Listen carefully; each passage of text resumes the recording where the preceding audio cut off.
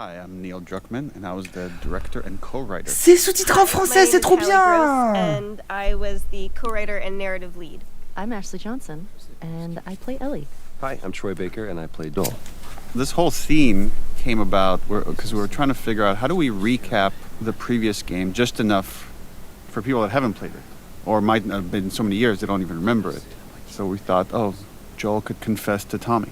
And this was, I don't know why I dug my heels in, and I was like, I do not agree with this, and I had such a problem with it, because I felt like this was a secret that Joel was going to take to his grave, and he would just bear this sin. And it wasn't until we were on set, and I'm sitting across from Jeffrey, and I'm watching him just listen to Joel. And every take, we went deeper and got better, and more truth came out. It's really small, but you're right, it's really powerful and intimate of this exchange between these brothers, of just how far they've come since he's rejoined Jackson. Yeah. It's become one of my favorite scenes. The meticulousness of this task of fixing up a guitar. And I remember you saying specifically is like, you're really trying to get the grime out.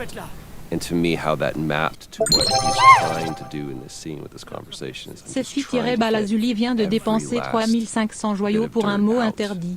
Pendant 5 minutes, plus le droit de dire intéressant. That look from Tommy. Qu'est-ce que t'as foutu? I love this right here. Ok. I saved her.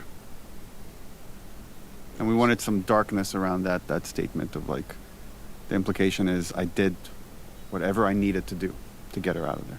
And the justification, that comes from that. That is the central question, right? And I think that opening the game on that line is so important because Joel really does believe he saved her. And that's the question for Ellie throughout the game of, did he? I remember just so much work we did on this soundscape right here of just leaving you with that kind of uncomfortable feeling of it was a good thing, but there was definitely a lot of darkness around it. It's a great scene for Tommy as well. And now he has to carry the weight of this thing that his brother did. Right now he's not feeling great about it.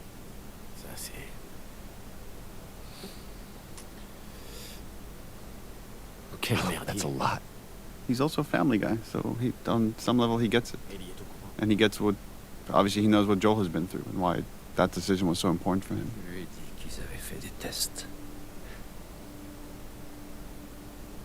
There's something to me that hits me every time when Ellie rolls over. Mm-hmm. I don't think I caught it as much. I think I was aware of it.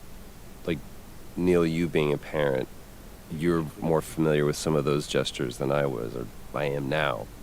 Traveler will do this, where he will, when I put him to bed or whatever, and he's ready to go to sleep, or he needs to be alone with his own thoughts, he'll do that turn.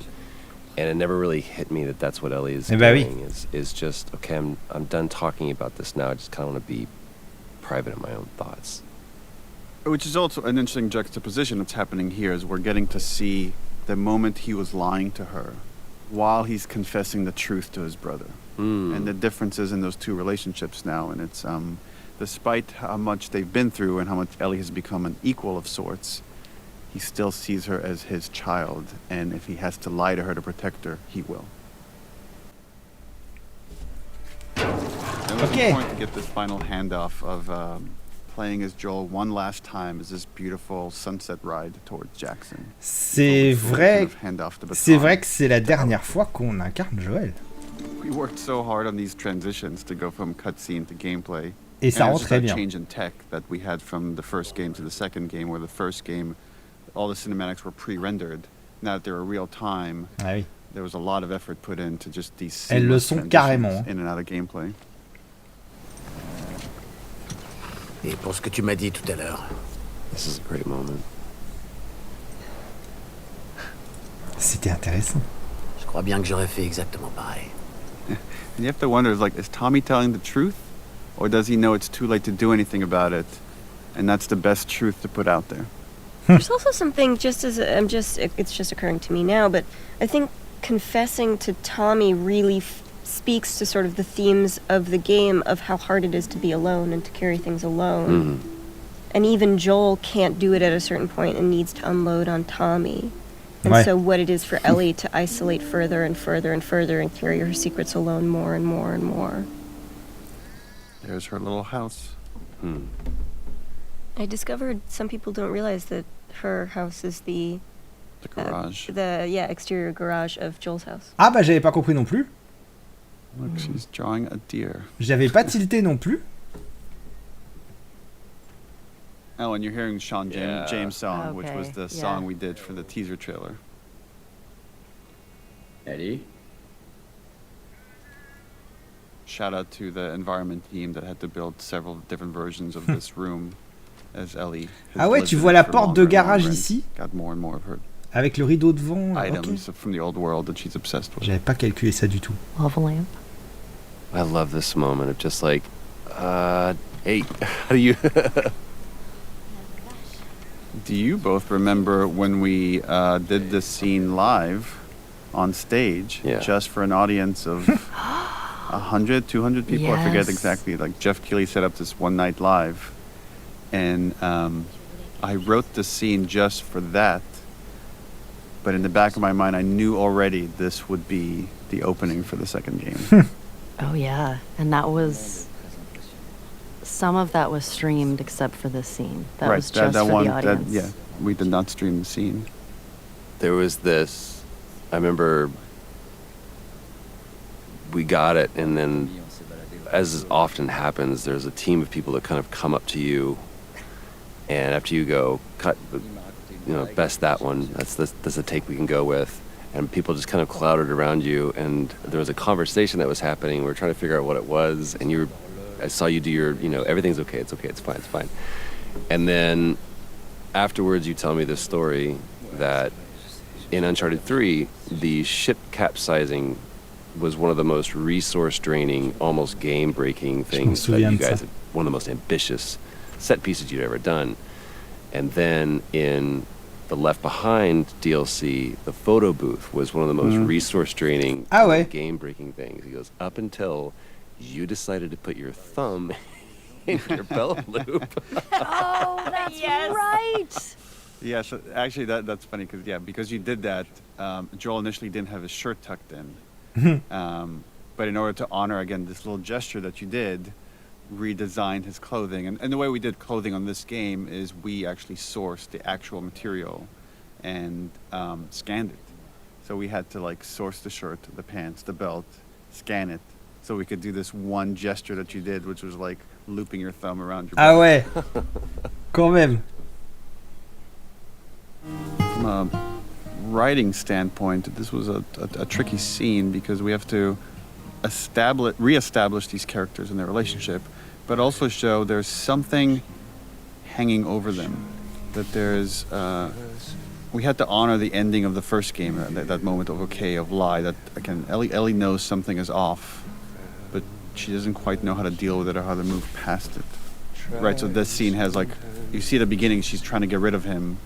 And then he wins her over by playing the song, and she softens by the end of it. And it's interesting, they talk about you promised you would teach me how to play the guitar, and they're talking about promises and oaths and the idea of keeping your promises. And we know this lie is hanging over them. I love this opportunity this song gives Ellie to watch him. Yeah. Without confrontation. And again, there's so much beautiful acting that you're doing here, Ashley. I know these compliments are making you uncomfortable, but it's look how much she's processing. Yeah. You could see it. You could feel it.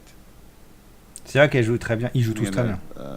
Talking about when characters make eye contact versus not. It's only when he finishes that he finally allows himself to look up. Barely. Barely right there. Ouais, à peine, ouais. It's a very intimate thing. Yeah. I don't think I've ever been more nervous than I was in that scene playing that song. Were you more or less nervous when you did it live?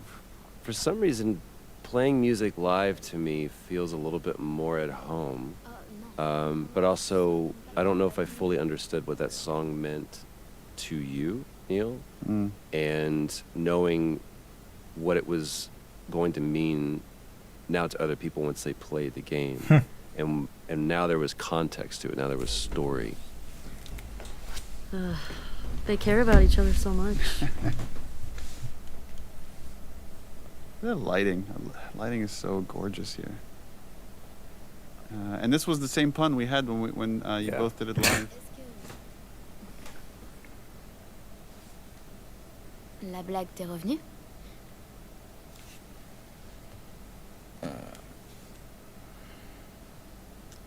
And you could see the shift in Joel. Like that song has just shifted their relationship a little bit. It moved the needle. He's standing up a little taller. Ça se voit dans leur jeu d'acteur. I love how much he's just trying to reach out to her on her terms. Yeah. Ouais, c'est mignon. Still got dad in Giving him. her space. Yeah. Still got dad. Yeah. Allez, dors. And this again, this writing is the same. It's like how this ended was the same as the live version, where you just play the low E. Well, I guess with the capo it wouldn't be an E, but and just let this ominous note linger. Interesting parallel. In Last of Us Part 1, Joel wakes up after the. C'est vrai. Putain, j'avais même pas tilté, mais c'est vrai. To a knock at the door. Was that an accident? No, that was by design. Bah oui. J'avais même pas tilté ça. Yeah, initially we had the whole dance and the kiss in the beginning, and then once we moved it to the end, we had to kind of, through exposition and dialogue, hint at what happened. It's just Dina being Dina. Je veux parler de ton engueulade avec Seth. Attends. T'as embrassé Dina? I love that scene kind of plays out like an awkward thing between them as if they had kissed last night, which is really funny. Yeah. You know, it has this like kind of morning after feel, but it's like not about them, which is really charming. Yeah, that's true. This is so Ashley awkwardness right here. I love it. VV awkward. But don't bring attention to something that I did. Shannon, c'est qui? C'était Dina? quand même pas très cool. Yes, he's the coolest guy. He Look at is. him. He's like, he kissed his girl, and he's like, I'm fine. Yeah. Oh, Seth. Voilà. Oh, Seth. Yeah, remember this scene was, I mean, so much of the story is about forgiveness and letting go of stuff, and how Ellie specifically struggles with that, and this was a pretty minor example of that. Turns out I really struggle with it because I still hate this scene. I'm like, fuck that guy. I know, He's me trying. too. Look at him. He's Doesn't work. steak sandwich. He's trying so hard. Look how he wrapped it with a bow. The way he starts with like, look. Aw. I'm like, yo, look you. Yeah, don't looky hear me. Let's just. Oh, now it's her fault. Great job. Yeah, this scene makes me so mad. Hey, I'm trying to apologize, you little bitch. What? Shannon, pour qu'elle soit dans les commentaires, je pense que ça doit être Abby. Ok. Parce que on la voit beaucoup. Pas la viande. On s'en rendra compte plus tard. Merci, Seth. Didn't we discuss cutting Baguette sandwich because people had such a hard time understanding it at first? Yeah, they kept hearing bacon sandwich. Bacon sandwich. Yeah. Bigot sandwich was a... Bigot sandwich? Yeah. Bigot. C'est quoi ça? Sandwich de Yeah. Forgot about that. Hallie, you wrote that, didn't you? I don't know. It just bigot sandwich feels It does feel very Hallie Hallie. to me. Oh, this is Dina's big intro. Oh, here she comes. Elle va m'en vouloir. I'm Shannon Woodward. I play Dina. Ok, Shannon, c'est I had Dina. a really hard time hiding behind nothing here. Well, that's the thing that's so hard about sometimes acting in these things is that you like the kids weren't there. Ah bah oui. And then we like Yeah. later capture kids and Ah kind ouais. of constructed all the pieces. This is a V me lean. I love to lean. Je voulais juste m'excuser d'être partie hier soir. I actually really love this scene. Très bien. Et je suis vraiment désolée. I love the one-liners that you guys kind of riffed on when we were doing the combat stuff for the snowball fight. Oh my god. I still Yeah. die laughing when I hear you guys insulting children. And I think that was really, a lot of that was just my instinct. Yeah. Your parents don't love you. Yeah, and then I think eat snow, you Eat little snow. No, I Yes. think you little shits. Yeah. Because I think you were like eat snow and then I said eat snow, you little shit. I think God, it's like I love name calling children. Papa, non? Je joue pas interesting parallel is Ellie doesn't want to do any of this until she gets hit with a snowball, and then it's like, let's make these motherfuckers pay, which is again is a really lighthearted moment of what this whole story's about. All of the horse acting was always very funny to me because how that works is you have somebody holding on to a rope and you're just kind of pulling them around. And it would always make me laugh. Oui, ça doit être drôle à tourner. The guy in the stable there is Yuri, who plays Spider-Man in the Spider-Man Insomniac game. That's Yuri? C'est pour ça qu'ils ont mis la voix d'André New. Parce que c'est lui. Another big scene. Anytime we have a big scene like this, we can only have so many actors in the volume, so this is captured in pieces. And I remember like Troy played one of like the people kind of like, and they were improvising, talking crap in the background. Yeah, and it's not there anymore. There was a bit where he said something kind of goading to me, and it's not there anymore. But then every take we did, I'd call him a new name that I thought was like embarrassing. I'd be like, "Listen, Chad."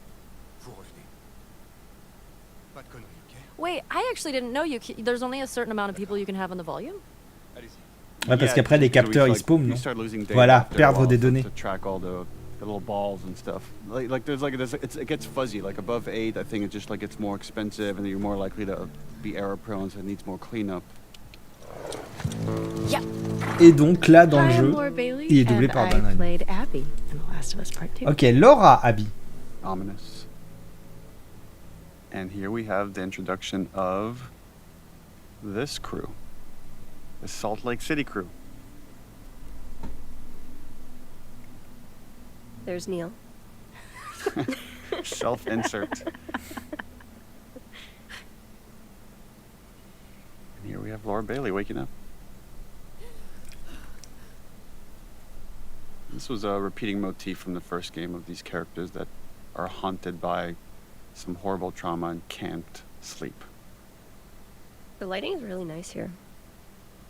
It's really nice everywhere.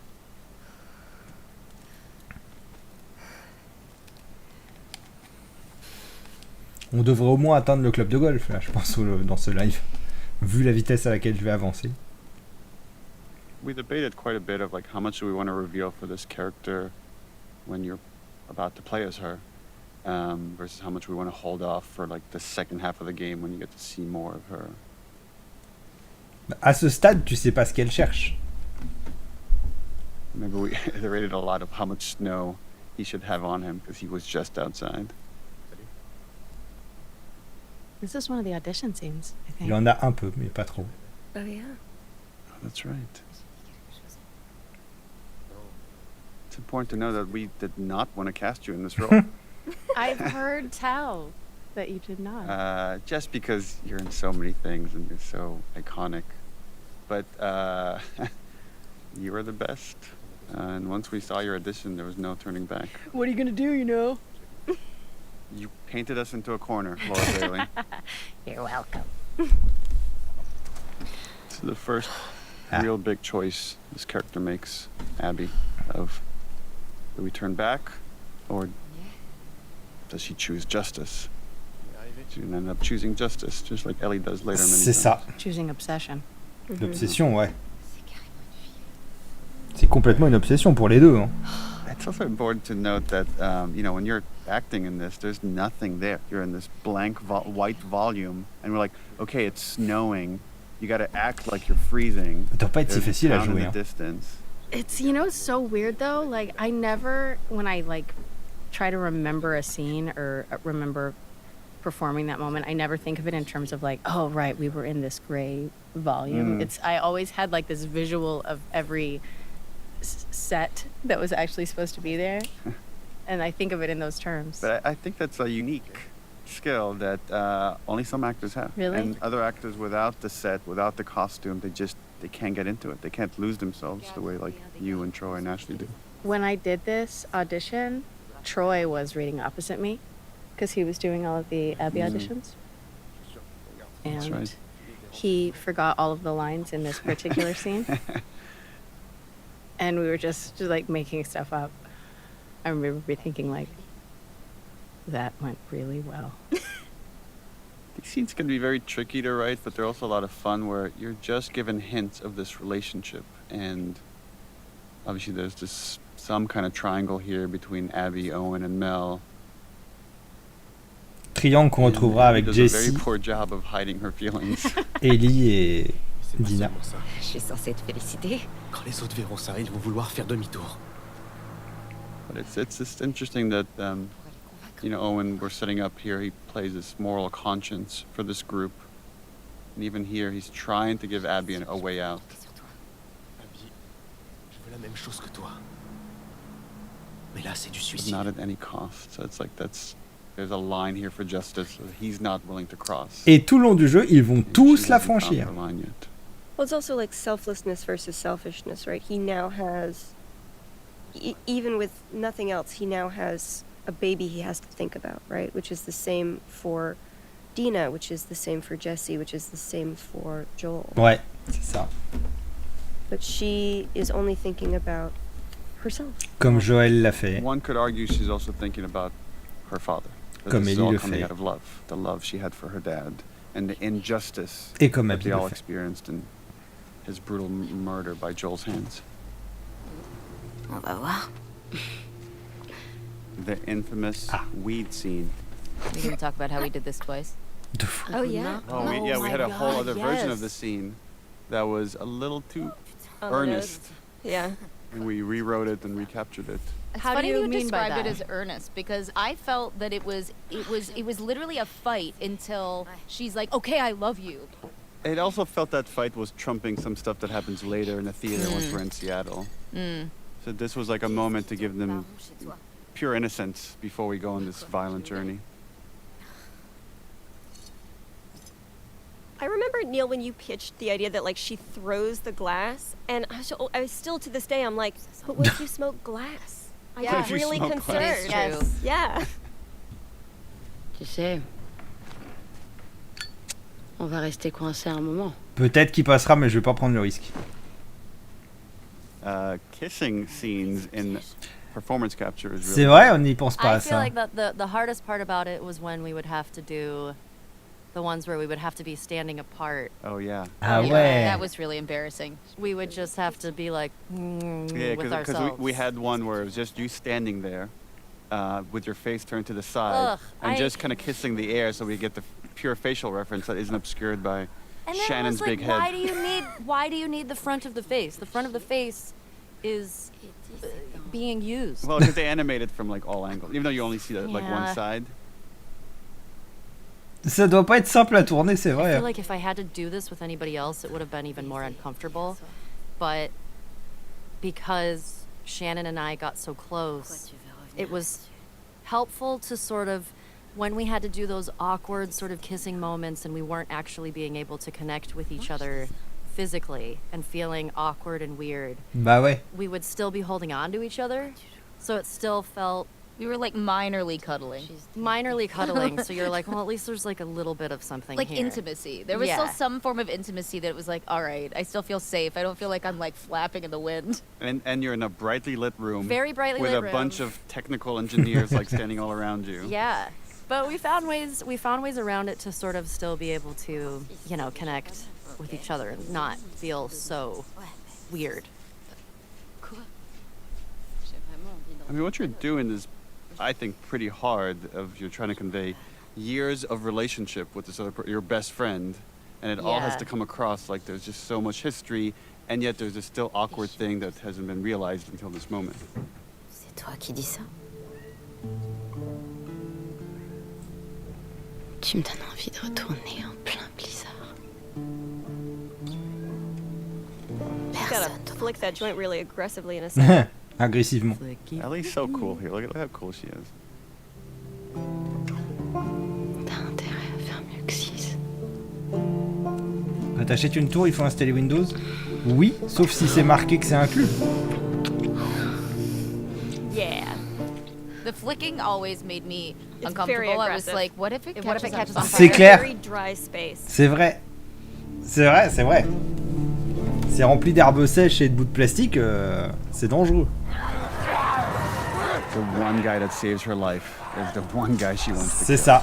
Well, I think it speaks to the nuance of atonement, right? It's like she ultimately will save two other kids in trouble But is that enough? Does that make up for anything? So we wanted to create a scenario for them where, again, and Tommy trying to do the right thing and create some trust between him and Abby, he inadvertently reveals who they are. You can see right now, right there, like Abby has this reaction that only makes sense for players in hindsight, knowing who she is. But now her goals become different, not only to escape the horde, but to get these two back to her people.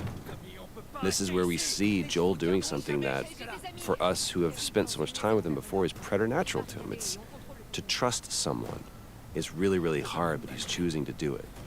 And the problem with choosing to trust people is you always, every time, open yourself to getting hurt. Ouais, et puis là, c'est pas la porte laquelle. That's just such a Laura look. Yeah. I love it. It's like, boy, this is... Mais en même temps, This is a bit of a dans la pickle. situation actuelle de Joel et Tommy, là, il a pas beaucoup de choix. Il est un peu obligé de faire confiance parce que là, ils sont acculés. C'était déjà This is chaud. a lethal weapon for comparing scars. I love it. L'arme fatale. J'avais 12 ans. Look at those arms. Trouver un scanner. Really jacked. Dina's hot. J'ai essayé de monter dessus. So's Ellie. They're hot. Yeah. We're hot. Yeah, we're hot.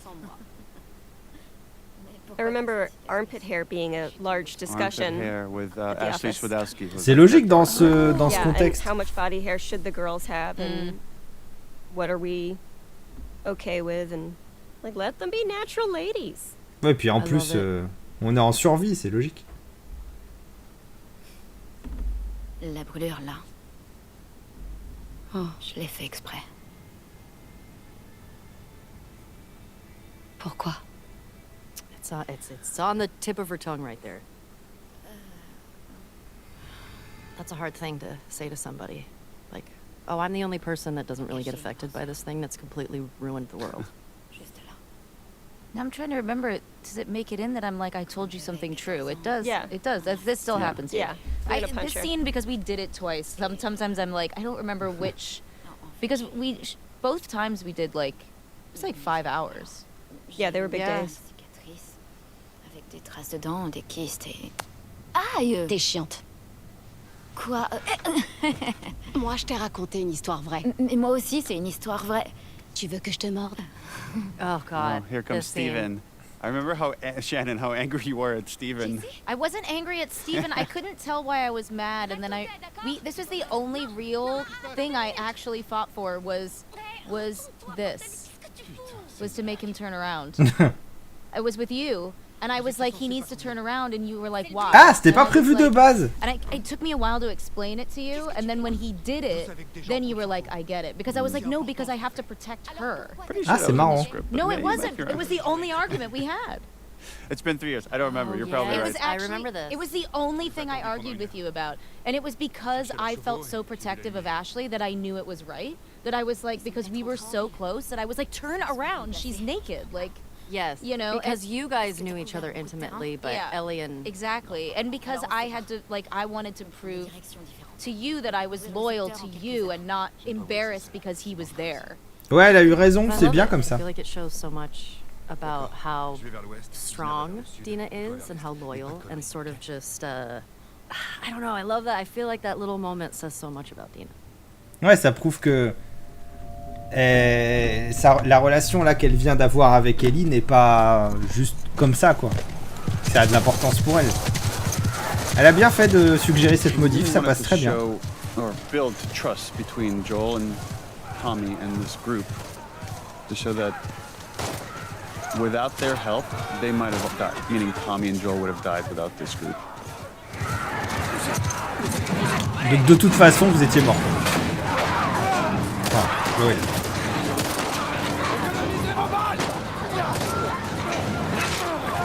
Another one. I think I'm like screaming out to all like the actors. Okay, now they're burning. Now like there's a lot of fire, Bah ouais. and you got to speak up over the storm. Again, none of those elements are there.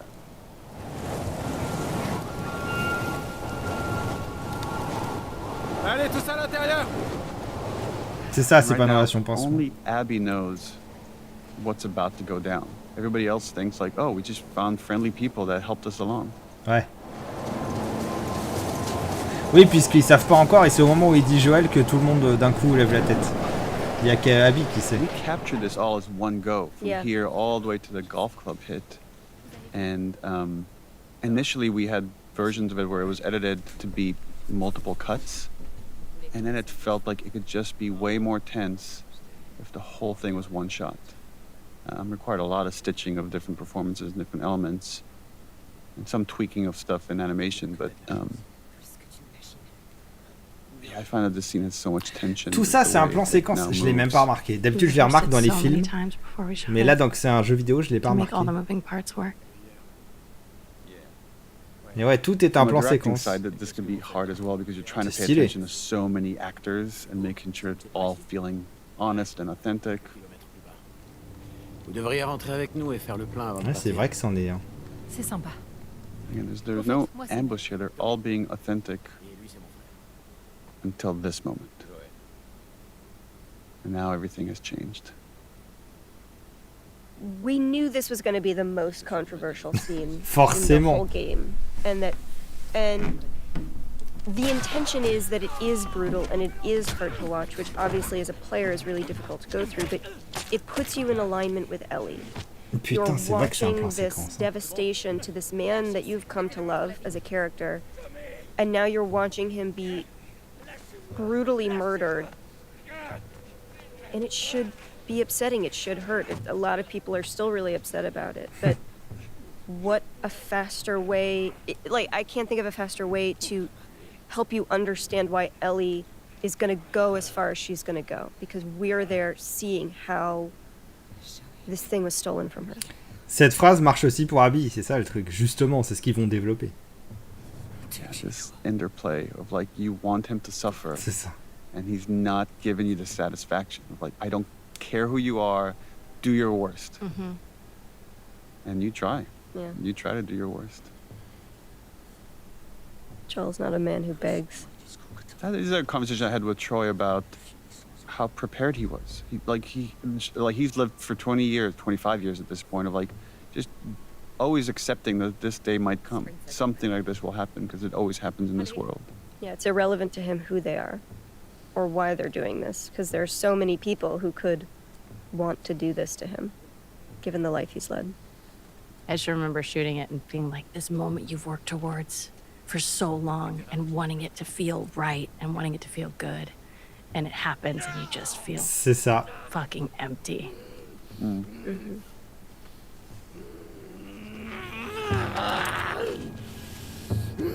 I think we've talked about it, Neil. Like, you had talked to me about this role and you told me about this character, Abby, and you told me what you were planning for her. And she had like a different story, I think, at the time, how they met and everything. But I was excited and terrified because, like, as a player, that's traumatizing. And I didn't know how people were going to react to it.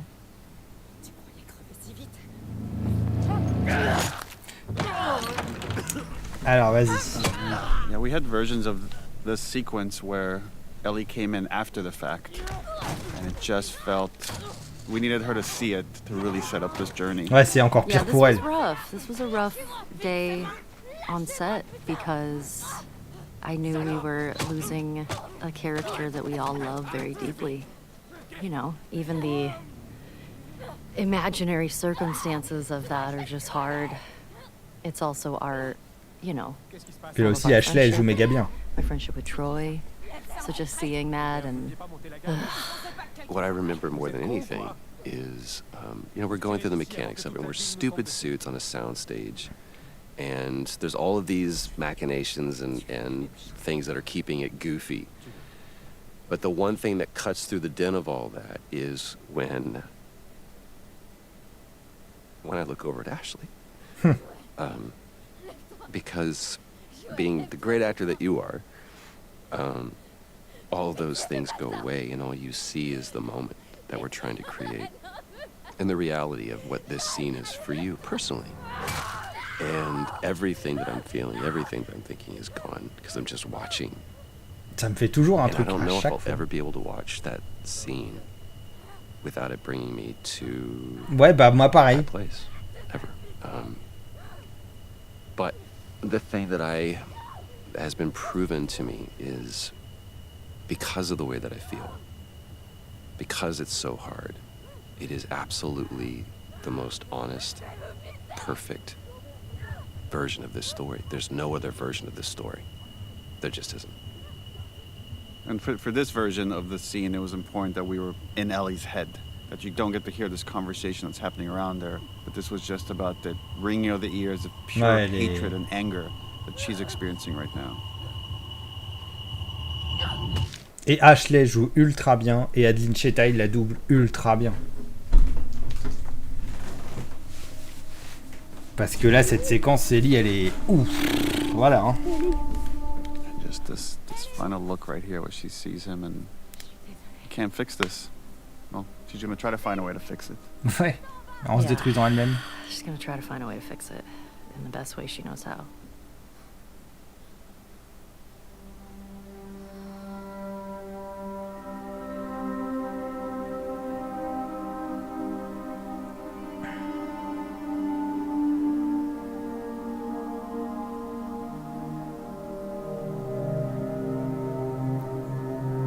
I love this scene with you and Jeffrey.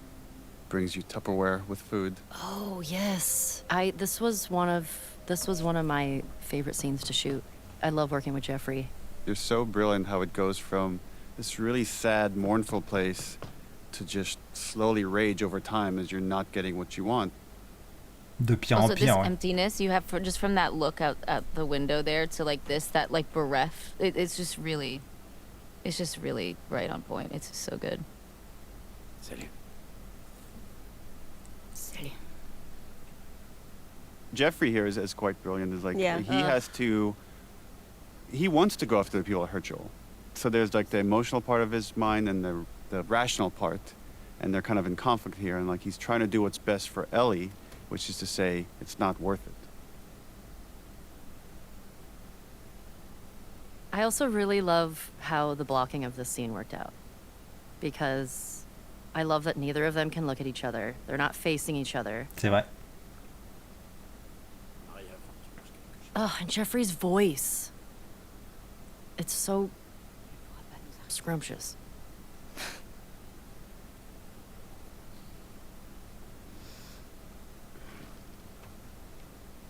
Le regard Si on veut vide faire les qu'elle a. choses comme il faut, on aura besoin de renfort. Et Jackson se retrouvera sans protection. I love it. It's like the one time you look at him is to make him feel shame. Like, are you really saying this to me? C'est parce que The only time that there's confidence there with her is when there's anger present. Et si d'autres chasseurs nous attaquent? C'est toi qui dis ça ou c'est elle? Elle a pas vraiment tort.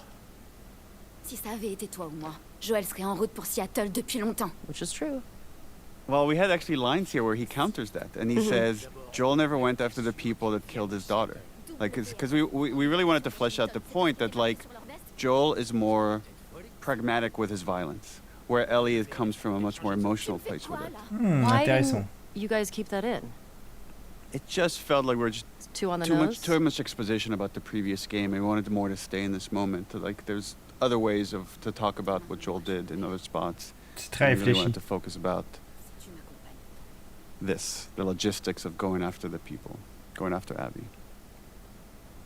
T'as aucune idée de ce qui t'attend là-bas. Tu sais pas combien il y aura I d'ennemis. don't care.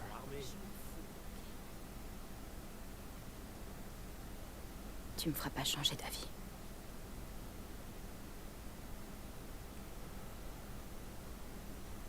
Again, this moment of decision where he's like, in order to protect her, I'm gonna have to go by myself.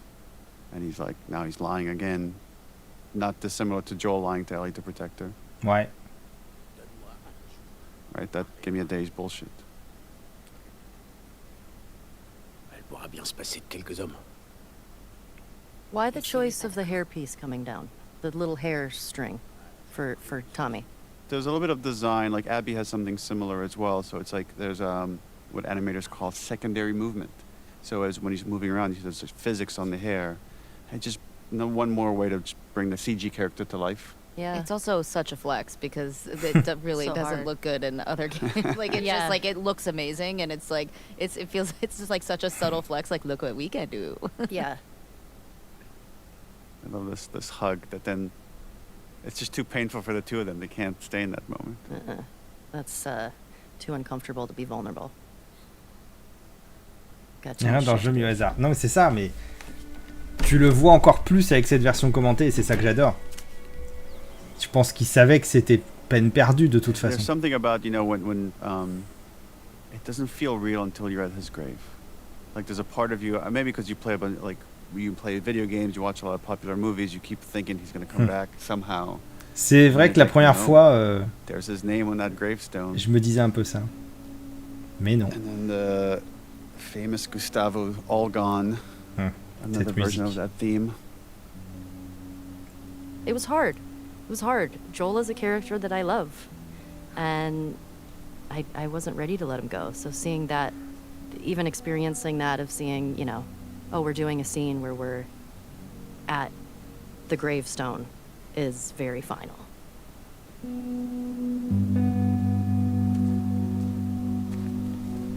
I love it. I love that Dina was there the whole time and we didn't know that yet. Not looking on, just sort of giving Ellie her Ouais, Dina est super sur toute cette phase. When we were phase. doing that, I really did feel like Elle I lui was laisse de la really place. trying not to listen to you. I felt that too. You did? Yeah. It's like I'm right here if you need me, but I'm not listening. You know, you have your privacy, but if you need me, I'm here. This is Ashley Scott as Maria realizing what Tommy has done. Maria, je pars pour Seattle. J'ai essayé d'oublier, mais j'y arrive pas. Ces gens paieront pour ce qu'ils ont fait. Ellie va essayer de me suivre, mais tu dois l'arrêter. Prends-lui ses armes, enferme les chevaux, elle aussi s'il le faut. Fais-moi gagner du temps pour régler ça. Ton mari qui t'aime, Tommy. Cette mission, c'est du suicide. Il aurait dû m'emmener avec lui. I like that she hasn't thought at all about what she's just going. She doesn't even know what she's doing, what she's gathering. Zero plan. And Maria knows this, right? Maria knows her, like a parent of sorts, and to say, okay, well, if you're going to do this, here's some stuff. Damn right she is. Ride or die. I love that those little moments with Dina where you see the snarky bits. And it's funny because, like, this whole section here, I constantly felt like any time we were dealing with Joel or anything about Jackson there, I was like, oh, this is none of my business. You know, like, it felt like I shouldn't be there. And even in that scene there, too, it was like, well, I mean, yeah, I'm going with her and I'm here to be with her, but all of this stuff predates me. C'est vrai. So all I could do were kind of these little things that were almost like for your benefit to, like, kind of support you or be like, I saw that was a lot. Are you okay? Like, oh, you boy, know? she's a lot. Yeah. C'est vrai qu'on ressent un peu weird ça. feeling of letting someone that's grieving have their space, but offering yourself to help them in any way you can.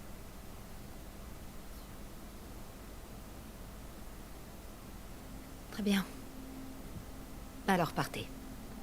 Pendant qu'il fait jour. I really remember the end of this scene and this look that I give you.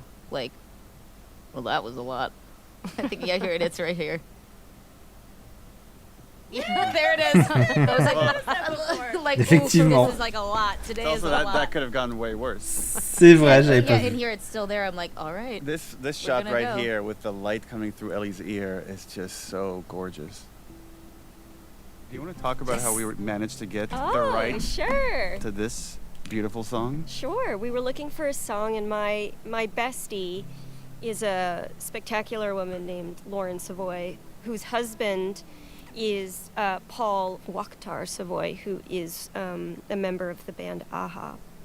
And so I reached out and said, would it be possible to get this dope-ass song in the game? And they were like, yeah, let's do it. That's amazing. That's great. So it was just a lucky happenstance that we were able to pull it off. But it's great because now like two of my favorite things are combined forever. It's also cool how these things are such collaborations where that's obviously Ashley singing. C'est vraiment Ashley qui But chante. that's Ashley's friend Chris playing guitar, and we mocapped his hands Cool. and then transposed that onto Ellie's body. Le boulot quand même. Hein. I loved this game mechanic. So fun. This is my favorite missable moment in the whole game. The fact that this is optional, Well, I think, remember is... how much we talked about the fact, because so many people love this, and we're like, And then there were people on the team that argue that you should not be able to miss this, but it makes it more special knowing that you might have missed it. You gotta earn me staring at you. For several minutes. Il y en a d'autres?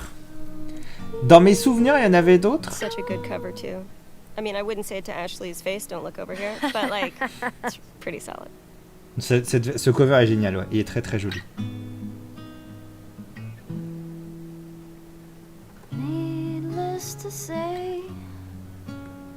Mais est-ce qu'il y a... Dans mes souvenirs, il y en avait d'autres. Et j'en ai vu qu'un seul. My interpretation is that she's remember all the times that she was falling in love for Ellie in the past when she was with Jesse. Because right, they're talking about this has happened before and she played this song. And the other character moment that's interesting here is like the song she originally played here when she picks up the guitar. C'est ça. Is Future Days, is what Joel teaches her. And as soon as Dina walks through the door, she stops playing that song because she doesn't want to talk about that. This is actually, I think, canonically the first time you will have seen Ellie successfully play guitar since the opening scene where Joel says he's going to teach her. Yeah. So this is the first moment that we realize like that he really did teach her. So it also represents not just like her relationship with Dina, but... Oh, you're right. It's every time she's picking up a guitar, there's a connection to Joel. Every single time. And we were like, when we're making this, we kept talking about what are different ways we could remind you of Joel, because he's not there. Make him a ghost. But he's present. There were versions where we talked about having Ghost like Joel. Ghost Joel, like Sérieux? Ellie, and it just felt a little too campy for this story. J'en avais envie. Trop stylé. Moi aussi. Oh. The Tommy torture scene. So we got to see Joel do this scene in the first game of interrogating two people. And now we get to see like the aftermath of having this interrogation done by Tommy. Just shows you what he's capable of. And then later we get to see Ellie try to do this. Right, and at this point for Dina, she doesn't really know about Tommy's past. She doesn't know that she doesn't have the privileged information that Tommy used to be as bad as Joel, and she's just really sort of seeing that for the first time. Because she knows like the reformed Tommy that lives in Jackson, that helps everybody. Right. Ouais, Dina, elle est plus choquée qu'Ellie de voir ça, ouais. I remember we iterated a lot on the lighting of this room and trying to give it the right vibe, that it wasn't too bright or too dark. Lui, je l'ai jamais vu. And that's really important. I don't recognize him. That shows Tommy killed someone that wasn't involved in Joel's death. That there's already starting to be this cost of whether this person is innocent or not. Is who knows. Je n'avais pas pris cette phrase comme un point important. He wasn't. Il répond pas à voix haute. Il doit écrire sa réponse. Ensuite, tu demandes à l'autre. This is the worst board game ever.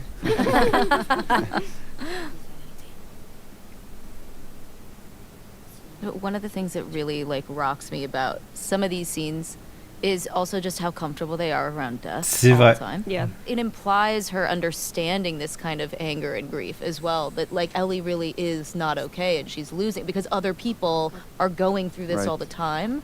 And so like it's those little things like that that really like moved me when I was actually playing the game. I was like, God, this is fucked up. Like And right around this area is where we have Dina mention her sister and how she was never able to avenge whatever happened to her sister. Putain. She has this unfulfilled thing, and she knows how traumatic that can be, and she doesn't want that for Ellie.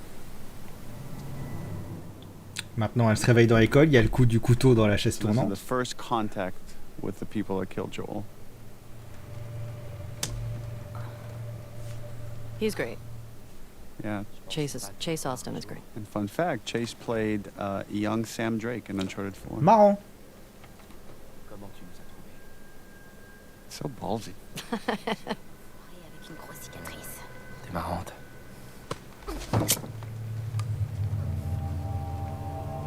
Il y en a combien avec vous? Juste vous deux? I think that's what Ellie really believes, that no matter what, they're going to get what's due. Like there's like some cosmic karma thing going on. I feel like she has to. Or she's just bullshitting him to make him believe that there's more people. Moi, je voyais plus ça comme du baratin. Ouais. Cette fille était là. So that guy is being played by Ruben Langdon, who played James in part 1. His face, though, is the scan of Mike Hatfield, our lead foreground artist. On doit tuer tous les intrus. Go, go, go, go. Attends. Fais pas de conneries, mec. C'est un ordre direct. Non, faut la faire parler. Qu'elle nous dise ce qu'elle sait. Mais je m'en fous de ce qu'elle sait ou non. T'as vu ce qu'elle a fait aux autres? Réfléchis, on a aucune idée. Dina. This is the first time Dina realizes that she's like really not okay. She's like, what the fuck? Yeah. Yeah, which I love because... It's the hints of the obsession. Yeah. Of like she's losing herself to this chase instead of what's actually happening right now. And really, really to their detriment. And it was important when we were writing this scene to have the death be relatively quick.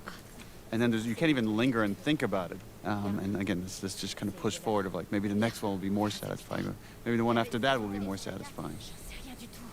The first kind of like draft we have of all Seattle is Sucker Punch games made infamous second Infamous, c'est là-bas. in Seattle. So they gave us a 3D model of all of Seattle. Oh, c'est sympa. Starting point. And then we just spent a lot of time just like mapping out the entire story and where like Ellie and Abby go. So we have this very intricate map of all the location, and based off of that, we said, okay, now we need a map that they could point to in the cinematic. C'est pour ça que cette carte est obligatoire. Next location.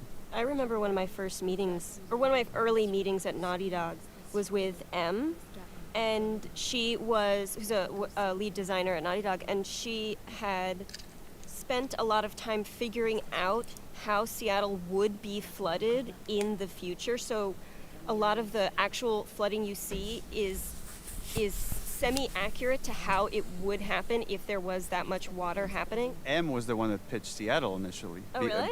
Because she felt that it had the most kind of unique locations that we could move through and had a lot of verticality within the city.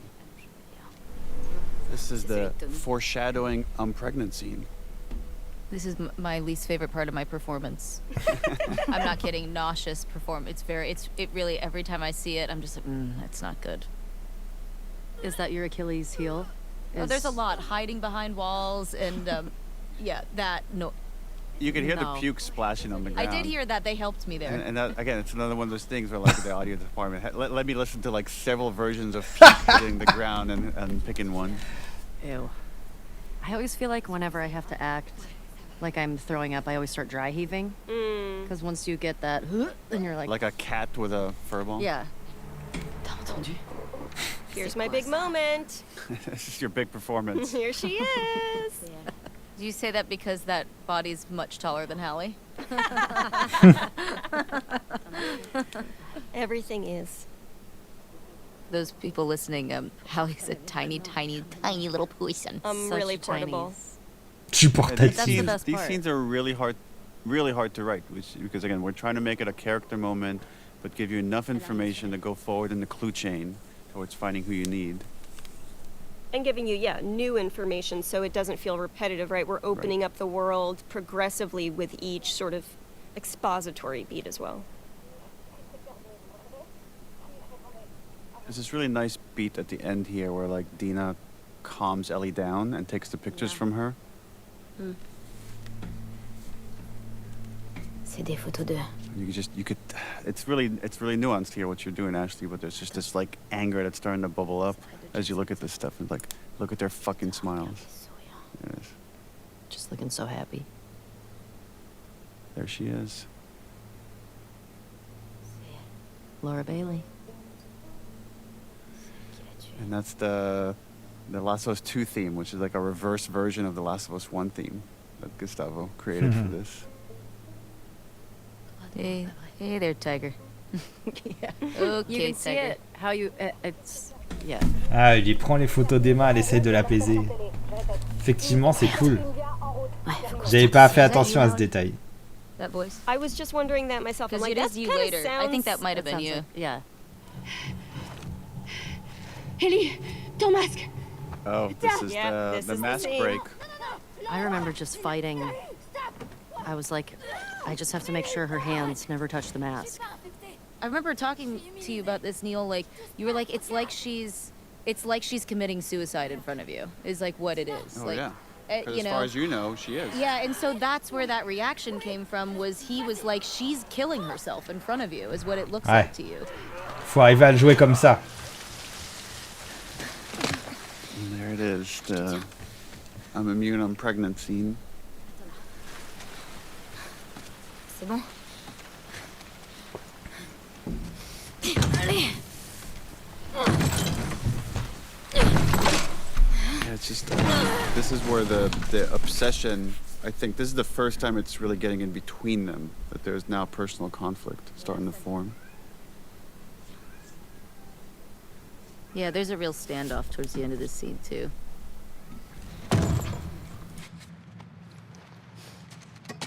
Hallie, do you remember, this was your first week at Naughty Dog, and we had an outline. Some of the major beats were there, and you had the idea of, like, what if we made Dina pregnant? Yeah, because we were, I think it was on my first day, and the problem we were trying to solve was we want these two girls to go to Seattle together. We want to have Ellie to have this conduit to talk about her feelings and maybe this thing to pull her back. But how do we how can we narratively hold Dina back so that Ellie can do a bunch of these missions alone? Because so much of this is about the singularity of the obsession and the loneliness of that and how hard it is to be alone in this world. And I just threw it out there. Let's knock her up. What's interesting, too, with... if you think about the first game, over the course of the journey with Joel and Ellie, is they slowly open up more to each other and reveal more of their secrets. And these characters are kind of doing the same thing. They're both holding back on secrets. So even though it's a very angry scene, they're revealing everything to each other. You were telling the truth. Yeah, bitch. I'll just speak the subtext for all these scenes. Please do.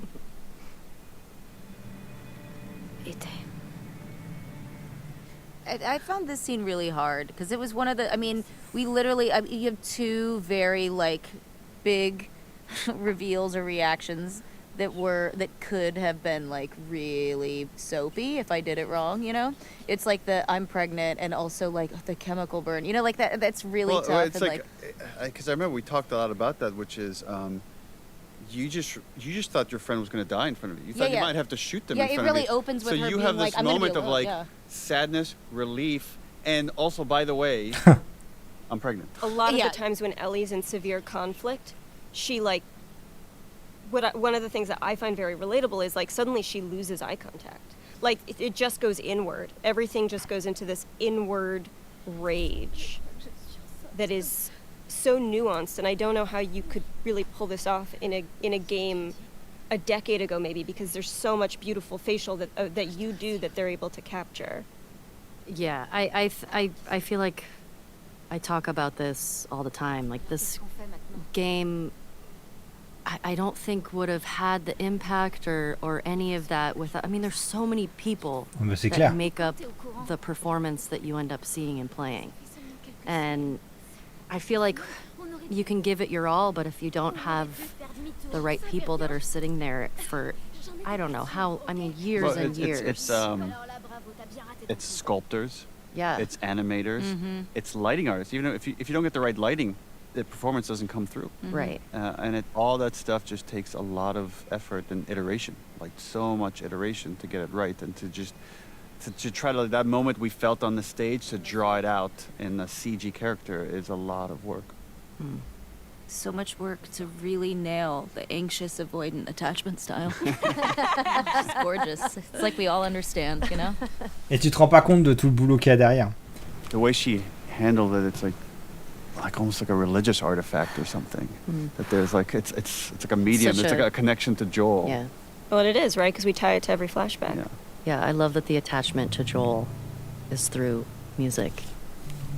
It's funny, over the course of shooting this, how long did it take to shoot? Just like 3 years? Yeah, 3 years. Well, actually, we shot the trailer where you play guitar before we even made Uncharted 4. Ah ouais. Because we had started working on this game, and then the game went on pause for 2 years before we picked it back up. Hey, look, Ellie's learning. Hey.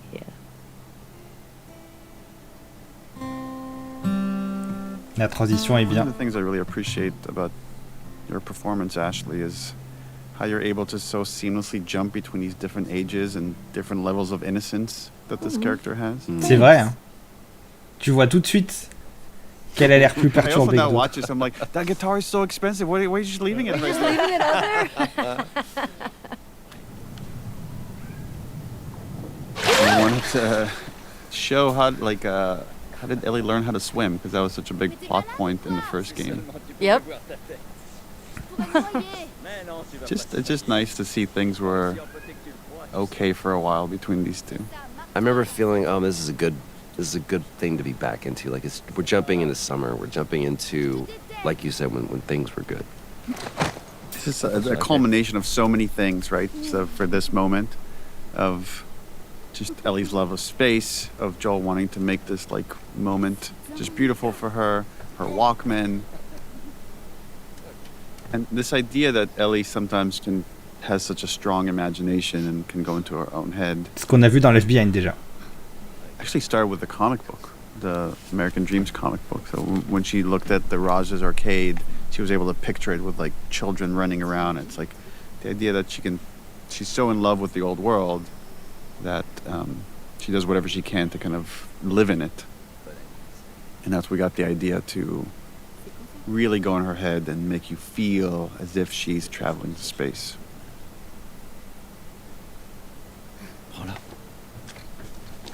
There is such a unique nervousness, anticipation, and joy that comes with a parent trying to give their kid the perfect gift. Right. Je confirme. If they like it, it's the best feeling in the world. And if they don't, it's terrible. Close your eyes. And for people familiar with the first game, the DLC of Left Behind, there's a big parallel here for when Riley tells Ellie, close your eyes. Mm-hmm. And she makes her picture this arcade game. And it's like as if these two people just know Ellie so well of what would make the perfect gift for her. 15 seconds, guidance is internal. 12, 11, 10, 9, ignition sequence start.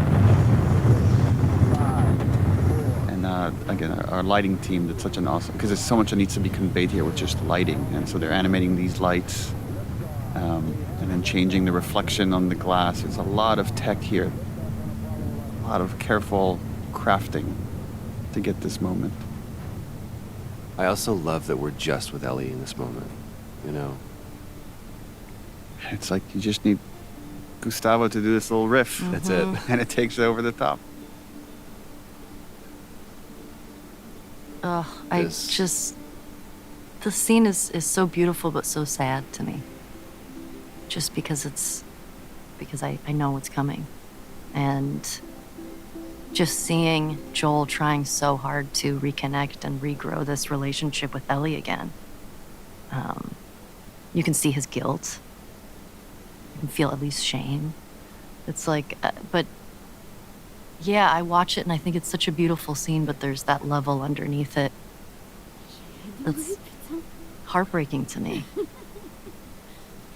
It was really important for us to have these happy memories that are obviously mixed with like some negative feelings she has about Joel and the choices that he's made. But ultimately, I believe the positive, the happy memories overwhelm the negative. Well, I think Ellie is so driven by her own shame and guilt, and you need to know why. And it's because there was something worth saving. There was a true loss here.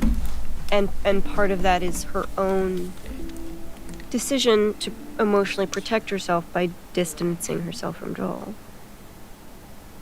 But it had a cost.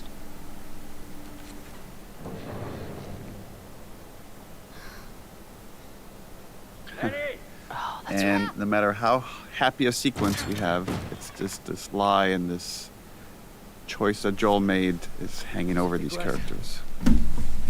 As a reminder for Ellie is like, you can't fully let this thing go.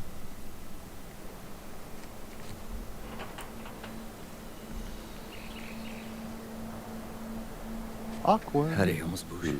I really don't want to talk about this right now. It's always so exciting to see, because obviously when we're shooting this, we're on a soundstage, and I picture us being there, but it's always so much better when I finally see it in the game. It's always such a better version of it than I had in my mind. More puking.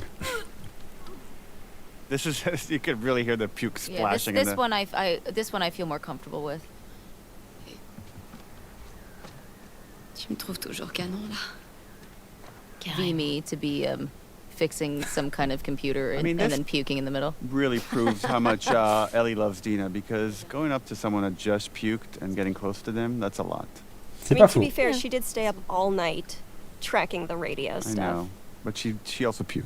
Like, listen, if I had to date one, I think Dina. Oh, for sure. For sure. I would steer clear of these. Bah c'est ça. Ellie elle est géniale, mais elle est trop abîmée. Possible. Et elle? There's this moment again. We don't. Ellie doesn't. There's a moment where she looks to Dina and then she realizes like how much Dina's been doing. You could see the appreciation in her face. I remember this because I felt so bad. Because the way you were just playing it, you were just so sick, but you were like, I feel like I need to pull my weight. Since I had called you a burden, and I felt like such a piece of shit. This move right here of like scooting in and this back rub thing is such an Ashley move. Well, it's also because we couldn't get too close, because when we'd stick together, otherwise she would have held me. Yeah.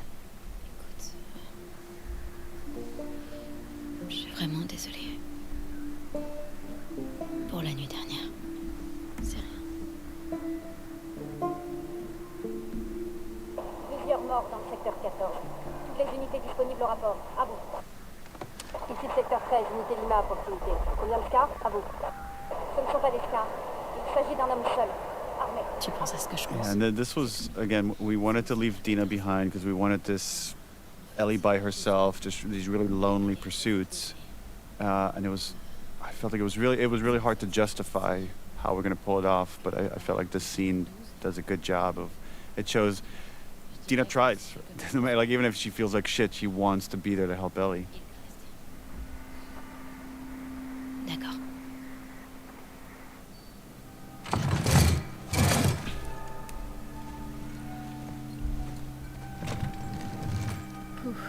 In The Last of Us, there's a lot of totems that come to represent certain people, whether it's Joel's watch, Ellie's switchblade, the guitar that's shared between Ellie and Joel, and now it becomes this bracelet that Dina gives Ellie as a good luck charm. It's like this khamsa, which is a very Middle Eastern thing that was very much in my family.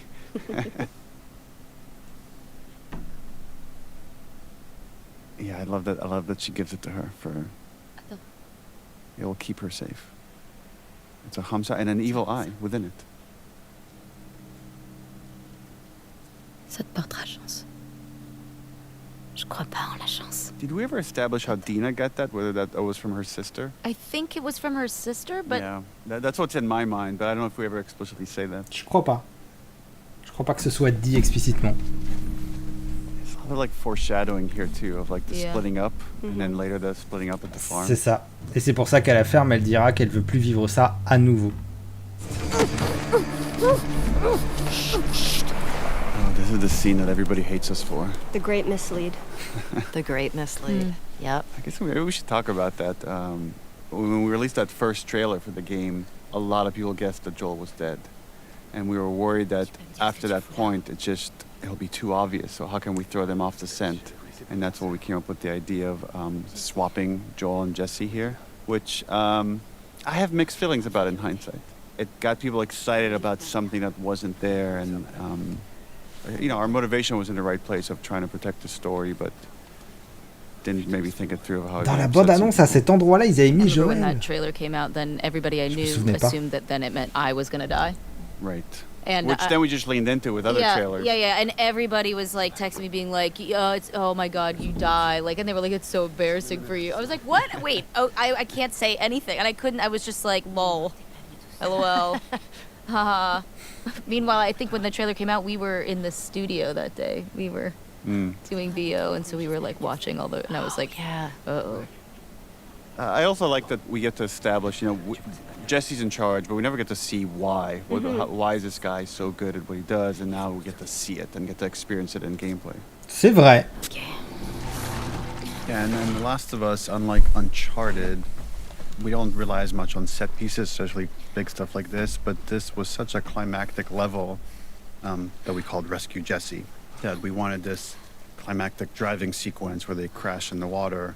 And then there was a lot of debate of, like, design-wise, do we want to walk all the way back to the theater? So decided against it. So this was just to set the tone that Ellie and Jesse got away.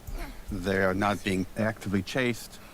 And this is just a little trick that we do, is pull the camera away from them, and then that will allow us to cut to where we need to place them. Also an interesting dynamic that we talked a lot about, this triangle between Ellie, Jesse, and Dina. And the thing we really didn't want to do is any sort of jealousy about, are Dina and Jesse going to get back together? Like, it was never about that. But it was just more Ellie feels isolated. Ouais, ça oui. And in some ways, I'm curious to hear what you think, Ashley, but I think she kind of wants to be. She doesn't want to be part of this reunion, and she wants to, yeah. Ouais, elle a pas plus envie que ça. What's next? Yeah, I mean, that's how I feel like I was trying to play it, because I can relate to that. When you're like going through something and you're like, I don't want to go through this with anybody else because it's going to be dark, so I'm just going to do it myself. That sequence takes us to one of the flashbacks. There's a whole history with Joel and how Ellie feels about Joel and what Joel did in the hospital, and she doesn't let Dina into any of that.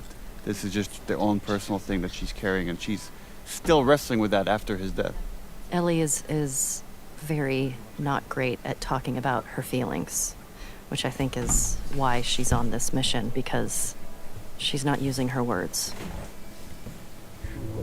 That's very much a parallel to the first game, where after the David sequence and Ellie's lost in thought. C'est vrai. And then it's like Joel saying, Ellie, I think Ellie has like some OCD thing where she gets fixated on things and just shuts the world out.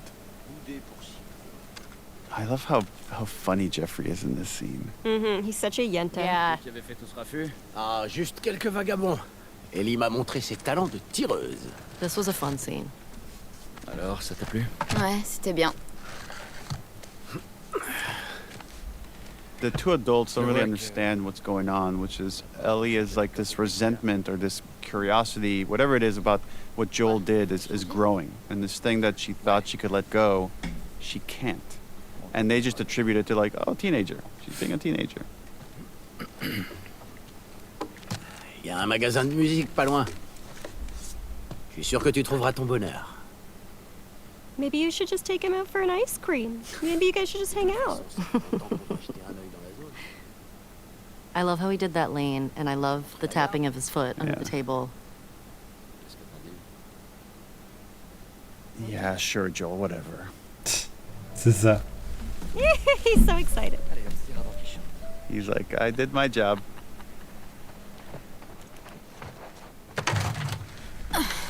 Yeah, the engineering of this scene, it was important to show that the constant cost of having not made a cure. And here we have these two runaways from Jackson that have succumbed to the infection. And one more reminder for Ellie that things could have been different. Merci. Ouais. But she wouldn't be here.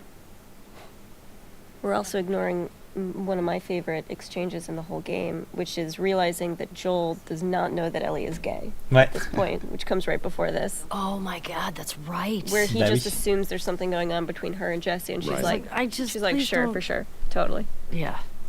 It's like he sees her, but there's like a little bit of he can't quite fully see the full her. Ça montre qu'il connaît pas tout d'elle non plus, quoi. Jackson est un endroit merveilleux, mais on ne supportait plus d'entendre les histoires de ces gens qui souffrent partout ailleurs. These are some of the hardest scenes to do, where there's just a lot of exposition and making it seem natural, like as if she's reading this note for the first time and reacting to it. And again, you two did just such a fantastic job of I always feel like I'm just watching these characters.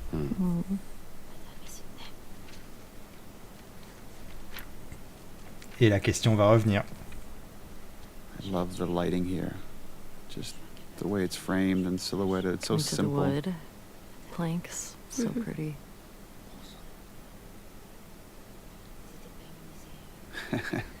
That look, it's like she's trying to egg you on to start this conversation. Faut aller chercher Tommy et on rapportera leur corps à Jackson. No. Let's talk about this right now. Quand tu m'as fait sortir de l'hôpital des Lucioles, tu m'as dit qu'il y avait des dizaines de gens comme moi.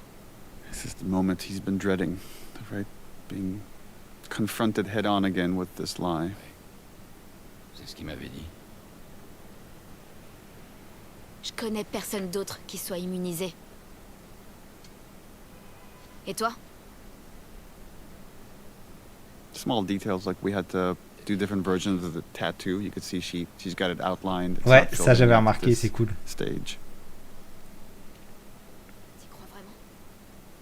There's something about a child confronting their parent, this standing in their power, and how trepidatious, even though like she has the conviction of her argument, right? But just how it still is a thing to stand up to your parent and see me as an adult. What he's doing here is kind of fucked up though, because he gaslights her. He's saying is like, you're bringing this up now next to these bodies, and he's making her feel shame for having just brought up this topic. Si tu leur avais laissé du temps, ils auraient fini par trouver quelque chose. Ils n'ont trouvé aucune solution. That is what I've been telling myself. Il n'y a rien qui aurait pu sauver ces gens, ni qui que ce soit. Like, how many times have I told myself this? Like, if she ever asks, this is what I will tell her. Yeah. Je sais que tu voulais que ça se passe autrement, et moi aussi, je l'aurais voulu. Forcément que Joël il s'est déjà fait ce scénario dans sa tête. And he just shuts it down. Again, it's such great performance with very little dialogue, but you could see how it's just breaking her heart because she doesn't believe any of this. No. À moins que tu aies quelque chose à ajouter.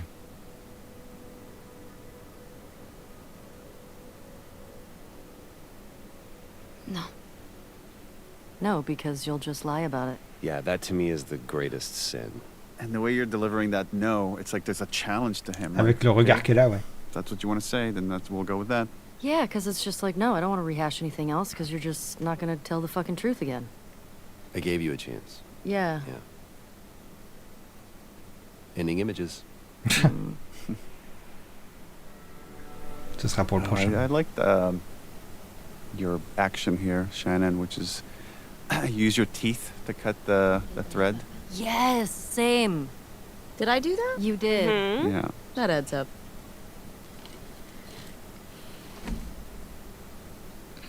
There's so much survivalist intimacy in this game. Yeah. C'est un mec bien.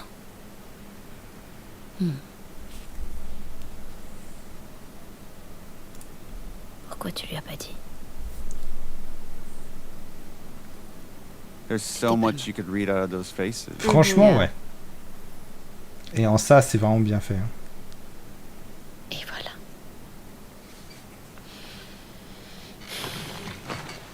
Et ça alors? Ça donne quelque chose? There's that fucking map Yeah, this again. this is where the conflict starts to bubble back up between these two. It makes it so much more sad because it's like, just stick with Dina. Look how you have love and care.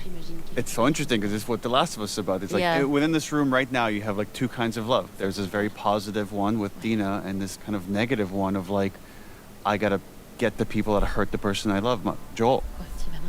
Yeah. And where now the negative one is trumping the positive one. She's got to make the lamb stop screaming, you know? And she's using Tommy as an excuse in a very minor way now, and a much more significant way later.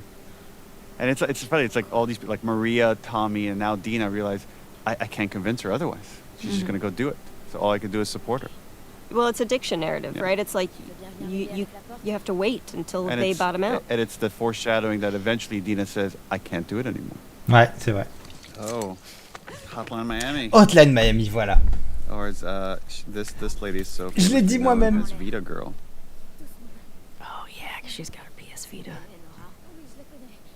This scene was already kind of like laying out hints that even if Ellie's trying to avoid violence, it's going to find her. Right? So she doesn't mean to kill this person. C'est ça. Elle reculait son bras et puis en fait, bon bah. You gotta respect her efficiency, though. I mean, one shot wonder. Mm-hmm. No looking back either. Straight to gameplay. Oh yeah, this. Crie pas. I mean, Nora's pretty smart in this scene. Yeah. Is that she knows she needs to get under Ellie's skin to just rattle her so she could get away. Tu me reconnais? But she still doesn't know who Ellie is until the next scene. Tu me reconnais. Qu'est-ce que tu veux? Abby est venue ici. Où elle est maintenant? I love all these scenes where like Ellie's trying to be like Joel. She's trying to interrogate people the way Joel would, and there's always something a little off about it. Yeah. I mean, it's also sometimes I feel like we can forget that she's only 19. Right. Yeah. C'est clair. She doesn't want to hurt anybody unnecessary. Au début, oui. But just going on this journey is like you're not going to be able to help it. Yeah, I feel like each time she kills somebody, it's not as easy as it was kind of for Joel. Because each death feels like it's leave something with her. C'est vrai. Ouais, ce fils de pute a eu ce qu'il méritait.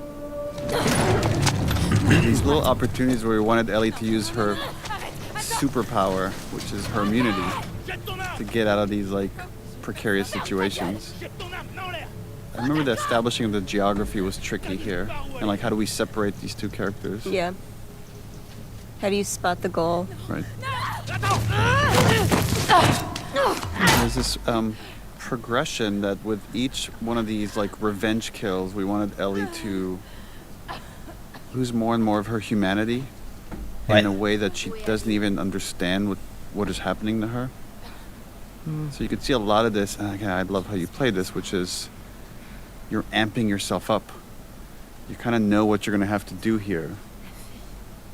And having the willpower, again, to hurt someone to such a degree.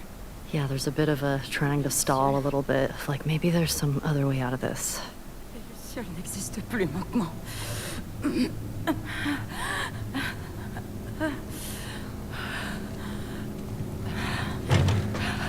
C'est vrai, elle a l'air de retarder un peu le moment.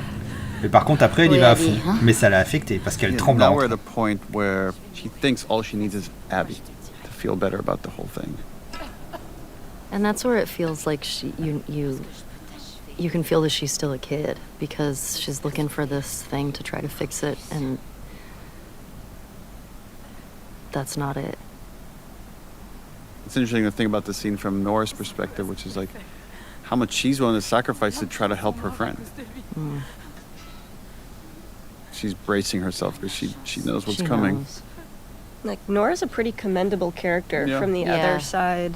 C'est clair. It was important to just add this little bit of interactivity to make the player complicit in this. Ouais, voilà. C'est pour ça qu'ils ont obligé à le faire soi-même. There's a parallel of an image there when Ellie goes to enter Joel's house, her hand shakes, and then she grabs the handle, and now her hand is shaking from the violence she's committed against Nora. And it just shows that as much as she wants to be like Joel, she's not Joel. I think Joel could disassociate more, just remove himself from the impact that his violence has in a way that Ellie cannot. Ellie doesn't have as much practice with it. She also has, I think, more empathy. I think so. I also think she needs it more than he did. I think for Joel, killing is practical, and for Ellie, it's emotional. Right. We see Joel in the first game tortures a couple of guys, and he just moves on. And then Ellie just did it, and it will forever change her. Yeah, that's not something you can take back. The torturing we've seen of Joel's has always been toward a productive purpose, right? It's to help or to save or to learn in a way to be a protector. And Ellie is just a destroyer. Ouais, et là, ça l'a retourné ce qu'elle a fait. Love this performance. This is a very expensive part of the game, by the way. One of the things in live action is you get for free is putting a shirt on or taking it off. In a CG world or in video games, it's extremely expensive and hard, and we had to run this whole physics simulation on this shot, this right here.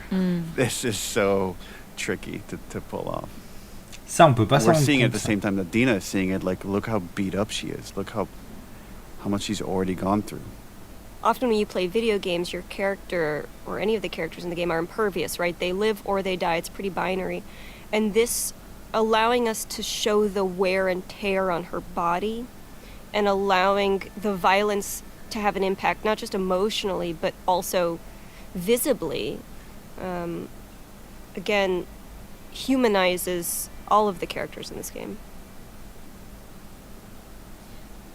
There's so much happening there with almost no dialogue. C'est vrai. That scene is tough. Like, taking her shirt off and exposing her and her grief there, because it's not just about what she did, you know? Like, there's so much grief, and she hasn't expressed anything yet, right? Like, it's the first time you really see it, and so there's this urge to, like, care for that, but then also that anxiety of, like, I'm losing this person. Right. It's really painful to even watch and, like, talk about. Like, it's really heavy. It's just such a universal theme there. Tant mieux. Right. Oh, yeah.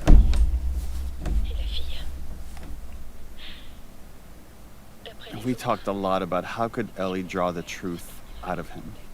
And even when confronted with facts, he might not say the truth. It's what makes him ultimately do it is the threat of, like, I will disappear and you'll never know my fate. And that's the worst thing she could threaten him with. A lot of iteration on this horse animation right here.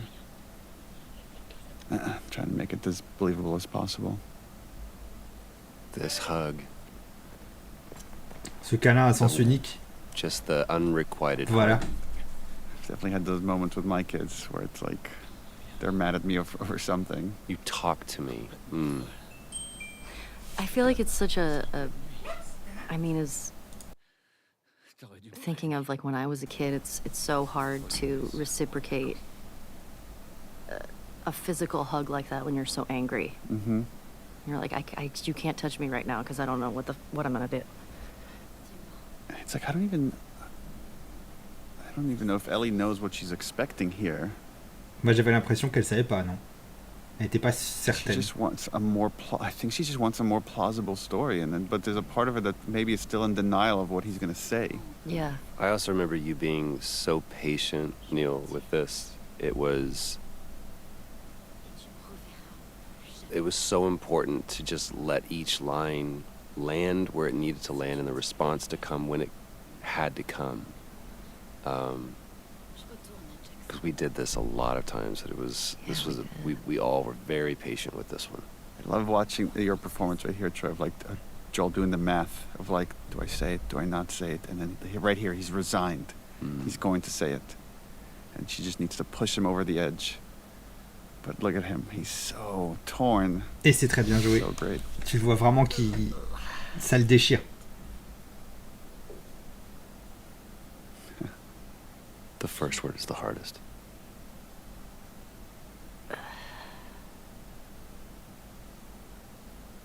And he doesn't need to spell the whole thing out for her because she knows. Yeah, she knows what this meant. Ça t'aurait tué.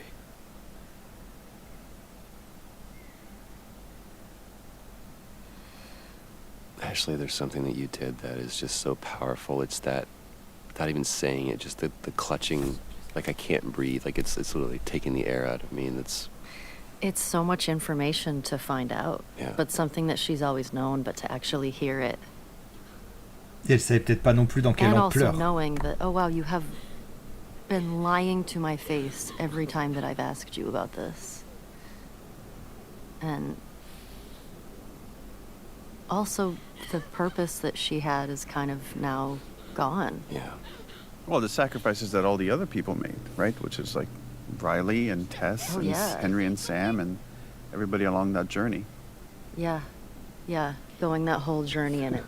What was it? It can't be for nothing. It can't be for nothing. Ça veut dire I feel like qu'il devait the savoir, Joël. killing of Nora was a really big turning point. I feel like emotionally for Ellie. Ça a cassé le dernier rempart d'inhumanité. Oh man. I love that part, just to see how much she's been through physically. Yeah, for me that was one of my favorite sort of moments. Is so much in video games the characters feel infallible, or even if they take hits they're still great, and to show that this isn't just an external cost, she's destroying herself. Complètement. Oh. The Ellie and Jesse relationship is really kind of fascinating, of the respect these characters have for one another and the shared love they have for Dina.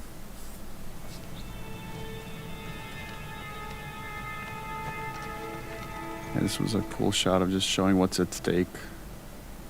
We just keep pursuing this thing endlessly. I aspire to be Jesse when I grow up. Me too. Yeah. Such a good dude.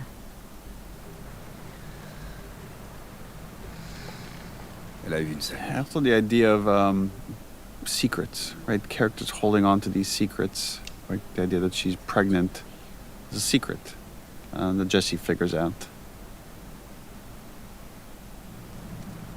Elle est enceinte.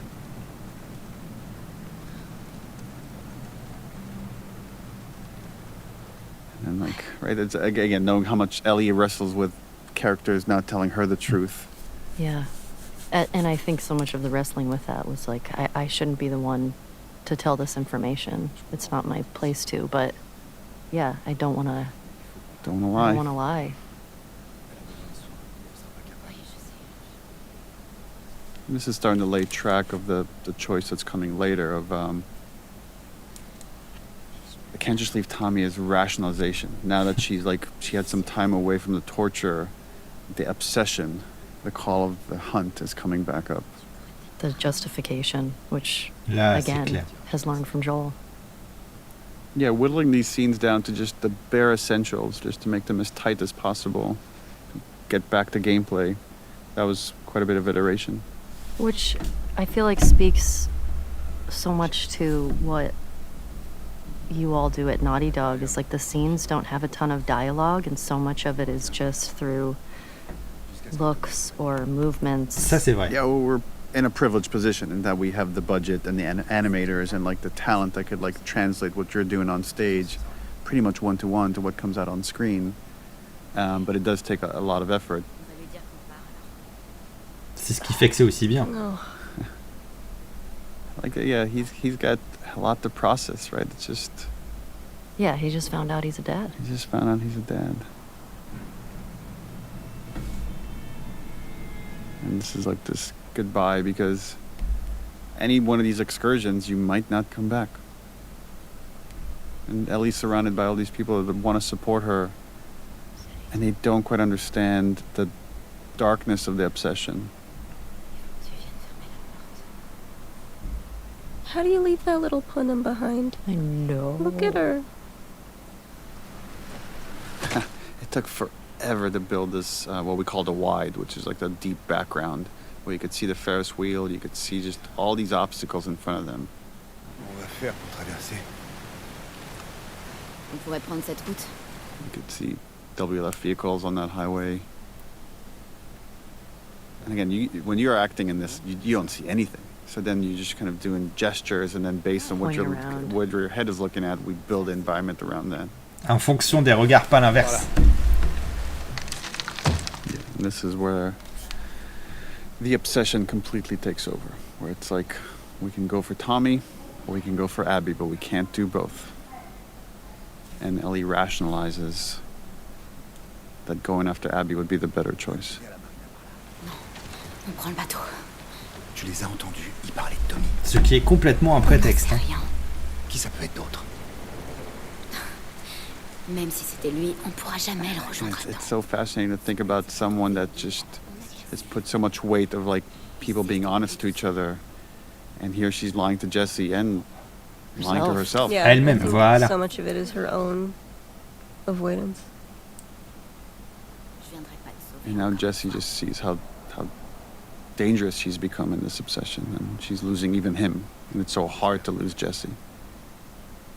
And a lot of the construction of this game was these long stretches where Ellie would just be by herself. So to put these scenarios where we separate her from the people that love her, and wanting the player to feel as alone as she does. Et là, c'est elle qui s'isole toute seule. Personne ne revient de cette île. The roughest scene in the game? One of them. Ashley Birch, Patrick Fugit. Seeing these glimpses of this other crew and not quite understanding what this fight is about or what the conflict is. Only later just getting the rest of the context. And this is Ellie trying to be Joel. Ellie trying to do the Joel technique of... And this is another one of those situations where Ellie doesn't want to kill them. She just wants Abby. But the situation gets away from her.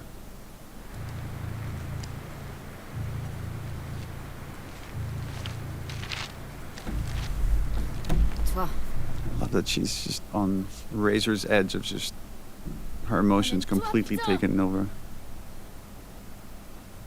Yeah, she definitely doesn't quite, because she's inexperienced in this type of behavior. She doesn't quite have the calm, cool, and collected way of doing it like Joel did. Et ça se voit qu'elle est moins sûre d'elle que Joël We l'était. wanted in this exploration of, the pursuit of justice at any cost, that to show that there's always a cost, and these cycle of violence. Ça, ils l'ont bien montré, oui. There's often unintended consequences, and the idea that Ellie inadvertently kills a pregnant woman just felt like a great metaphor for that. But it definitely horrified some of the people at the studio that heard this pitch. Yeah. Ah, il faut que j'appuie.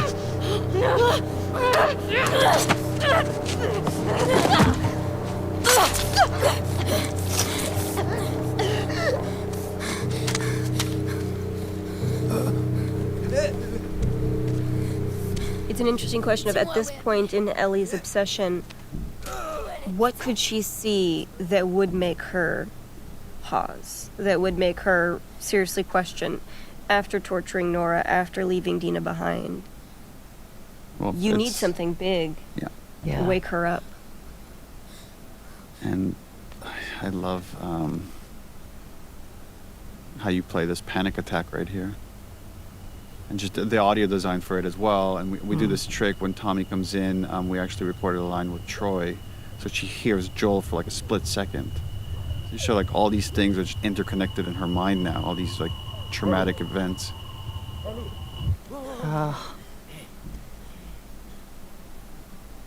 Yeah, she's not built for this. And just show what a good guy Jesse is. It's like he went and got Tommy and said, "We gotta hurry and get to Ellie at the aquarium." Mm-hmm.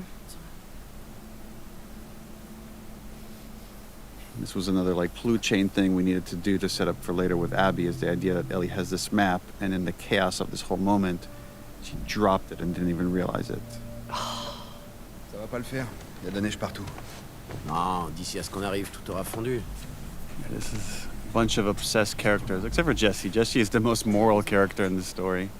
That all have to accept that it's time to go home. That it has to be okay if some of them get away with it. It's like these two, they have to convince each other. Ils méritaient ce qui leur est arrivé. Yeah. So much, so much pent up energy under that line.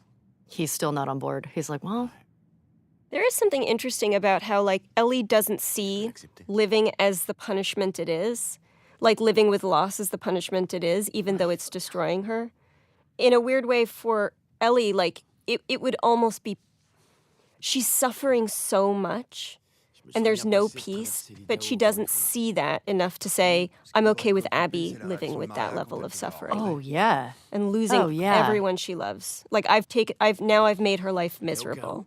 Complètement. And that would be the triumph. C'est vrai. Yeah, in her mind, it's like she doesn't know what life she's living. She doesn't know what burden she's carrying. She's like, any kind of life, she hasn't paid the price for what she did. It's funny, and yet Ellie is incapable of living herself, right? She's incapable of... Yeah. It's interesting. And this is Tommy just trying to make light of the whole thing. Débrouillez-vous tout seul pour l'amadouer. I really like this, the relationship between Ellie and Jesse, and just how much respect they have for each other. I really like this moment right here. Jesse's just kind of the best. He's the most mature, level, reasonable guy. And Steven is such a cool dude. Yeah. Such a cool dude. He's just super chill and like, he's kind of like a cowboy. Yeah, like, and he's got like so positive too. He's even when he'd be like, I'm real tired. Because over the course of the game, he went from like newly married to having several triplets. Children. Yeah, I think like several children. It's like my friend's problems are my problems. Again, he puts everybody else over him. He would have been a great baby daddy. And no good deed goes unpunished. Ugh. I love how abrupt it is. Me too. This is one of the few scenes that Ellie and Abby are together. And when we're making the game, it felt like we were making two very separate games with two different casts of characters. And then when they combine, it was such a strange feeling.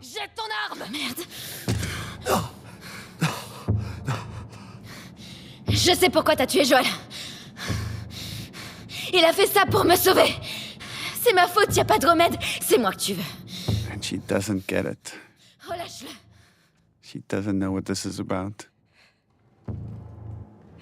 T'as tué mes amis. On vous avait épargné. Et voilà le résultat. Cut to black. Baby Abby. You can tell because her braid is so much shorter.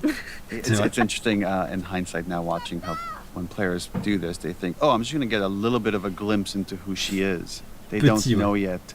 You're only at the halfway point.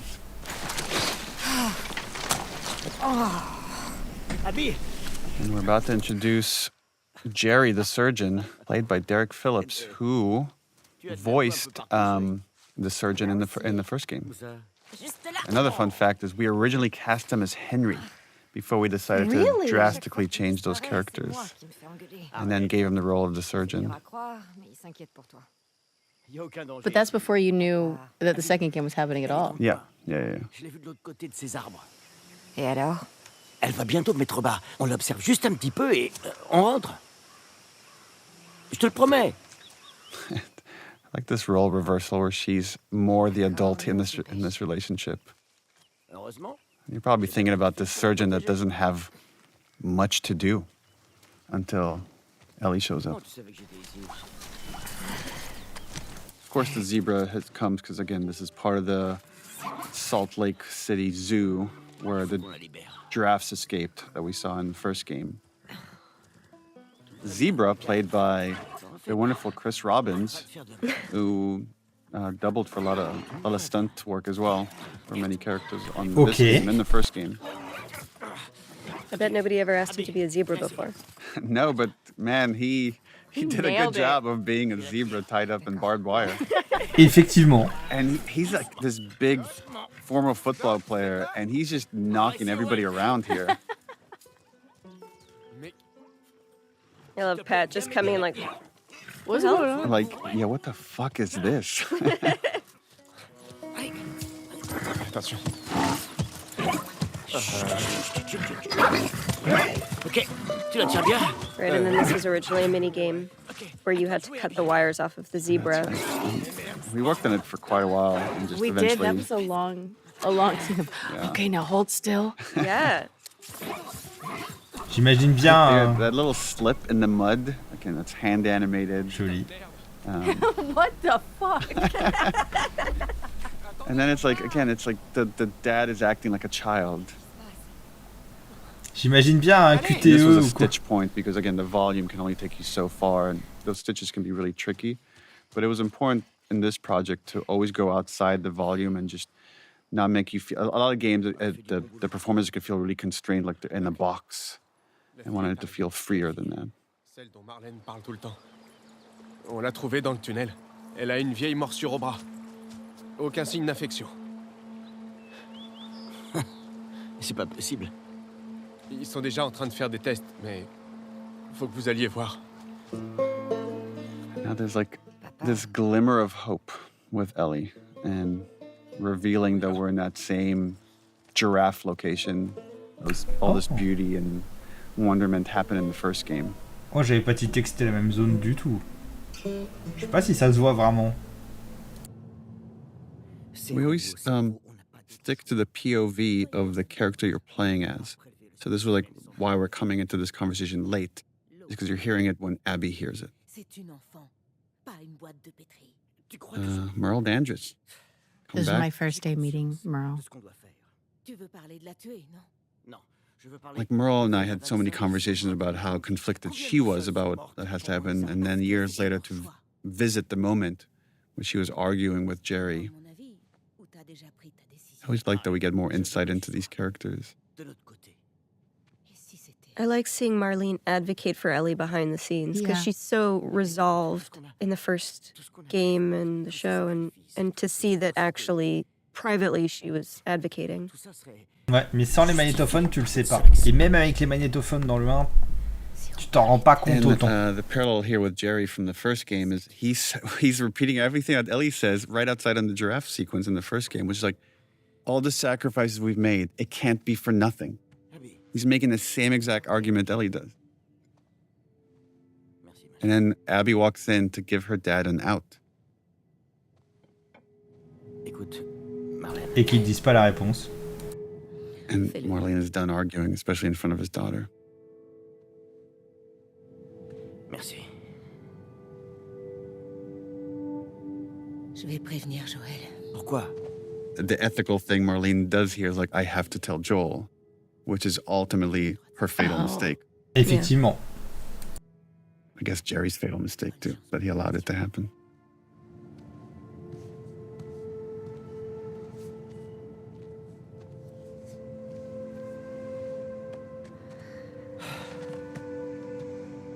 T'as pris la bonne décision. She sees how conflicted her dad is, and she tries to tell him it would be okay. I would want you to do it to me. And he can never admit that he wouldn't. You don't think so? Well, I think he would. That's what I love about this. It's like, but he never says it. On le sait pas. Yeah, he just kind of has that look of... Maybe he's just glad that it's not her. Yeah. Il est encore dans les parages. Oof. We can't spare any of our characters from seeing the trauma firsthand. Yeah. Joel with Sarah, Ellie with Joel, Abby with Jerry. And it's just this shared trauma between these characters, and now events are set in motion. And now we get to see the other side of what happened after Abby kills Joel. Pitié, fais pas ça! C'est très puissant comme cinématique. This is such a collaborative process. I don't even remember where some ideas come from, if it was editorial or... I think it was editorial. Yeah, but to see the scene again from Abby's perspective and now get the fuller context, which is the whole concept of this game of like, you have one notion of how things go down, and then we give you more context and make you question your initial feelings about it. Eh oh, qu'est-ce que tu fais? Mani, je fais le ménage. You remember how hard Pat pushed Alejandro? Il a raison. Il faut finir ce qu'on a commencé. Yeah, they're also good, but Pat specifically would just kind of lose himself in these moments. T'as vu ma gueule? Je l'emmerde ta gueule. T'aurais dû monter la garde là-haut comme je te l'avais dit. Bouge! Recule! Tu te calmes! Ou quoi? Recule! Putain! Calmez-vous! Jordan! Tu vas me buter. Stop! C'est fini. There's your fatal mistake. done. Not cleaning up your mess. And now, back to day one. And this is where I think the penny drops for most players that, oh my God, I'm going to have to replay this entire sequence from the other side. This was fun. City of Thieves was highly inspirational for the first game, written by Game of Thrones co-showrunner David Benioff. And I wanted to put it in the game, and I had just started working with Craig Mazin on a TV show, and he's friends with them. I'm like, can you ask them? He's like, oh, of course. And within 5 minutes, I had like a text message like, yeah, no problem, put it in the game. I love that Abby and Manny are roommates, that they're just bros. Gender means nothing. It's crazy because we were filming it. I always thought of Manny as this like really fun loving. He is. He's this really fun guy, right? I hadn't even like registered the fact that he had in that scene, like he had spit on Joel. And so when I played it and he had done that, I was so angry at the character that it took so long to remember that he was a cool guy. A cool guy. The irony that Ashley Birch, who plays Mel, has to play pregnant, while you, Laura Bailey, were pregnant. Marrant. From a writing standpoint, this is hard, because we're introducing a brand new cast of characters that we're asking you to care about, and we're building a mission, a quest about Owen that's not really related to the revenge quest you just played half the game with. But there's just a lot of track we have to lay to then get the interesting payoffs. Just showing how close these people that came from the Fireflies are, that despite that they're in a group that's very tribalistic, they have their own tribe within that. And they can be very upset with each other, but there's a protectiveness of their own group. This was hard on the dev side of, we captured the scene and we're like, okay, here you see a tower, now you're gonna pass the gate. And then we had to build all this real estate of this drive that's based on how much performance we have from you all. Oh, God, I didn't even think about that. Yeah. And we iterated a lot on just this layout and this turn and like, okay, when should the truck stop? And then they have to add all the secondary motion to you all, like, because we're not an actual truck when we shoot this. But we all just kind of did this little shimmy shake as we were in that. But we did shoot this with Roach, the dog. Roach the dog, we did. Remember when Roach would come on set? In his mocap suit? And in his mocap suit, playing Alice. Oh, je veux voir ça dans le making-of. And the whole set would just... Right, fall in love with take Roach. Pictures, just take selfies with Roach. That's seriously, like, Roach days were just... They were the best days. They were the best. Neil, do you remember there was originally a storyline where Mel was actually closer with Jerry because they worked so closely together, and there was like some level of contention, historical contention between Mel and Abby for his affection. Right. And we scrapped that because Mel needed to be so likable because she's such a hindrance to Abby's happiness. Poor Danny. This is where Abby gets such a relief that it's not Owen, because this whole time there's this dread building that she thinks she's about to see Owen's body. Où est Owen? J'en sais rien. Il y a quelques jours, on a repéré des scars près de la marina. The character model has incredible arms. Yes, I was just looking at her arms.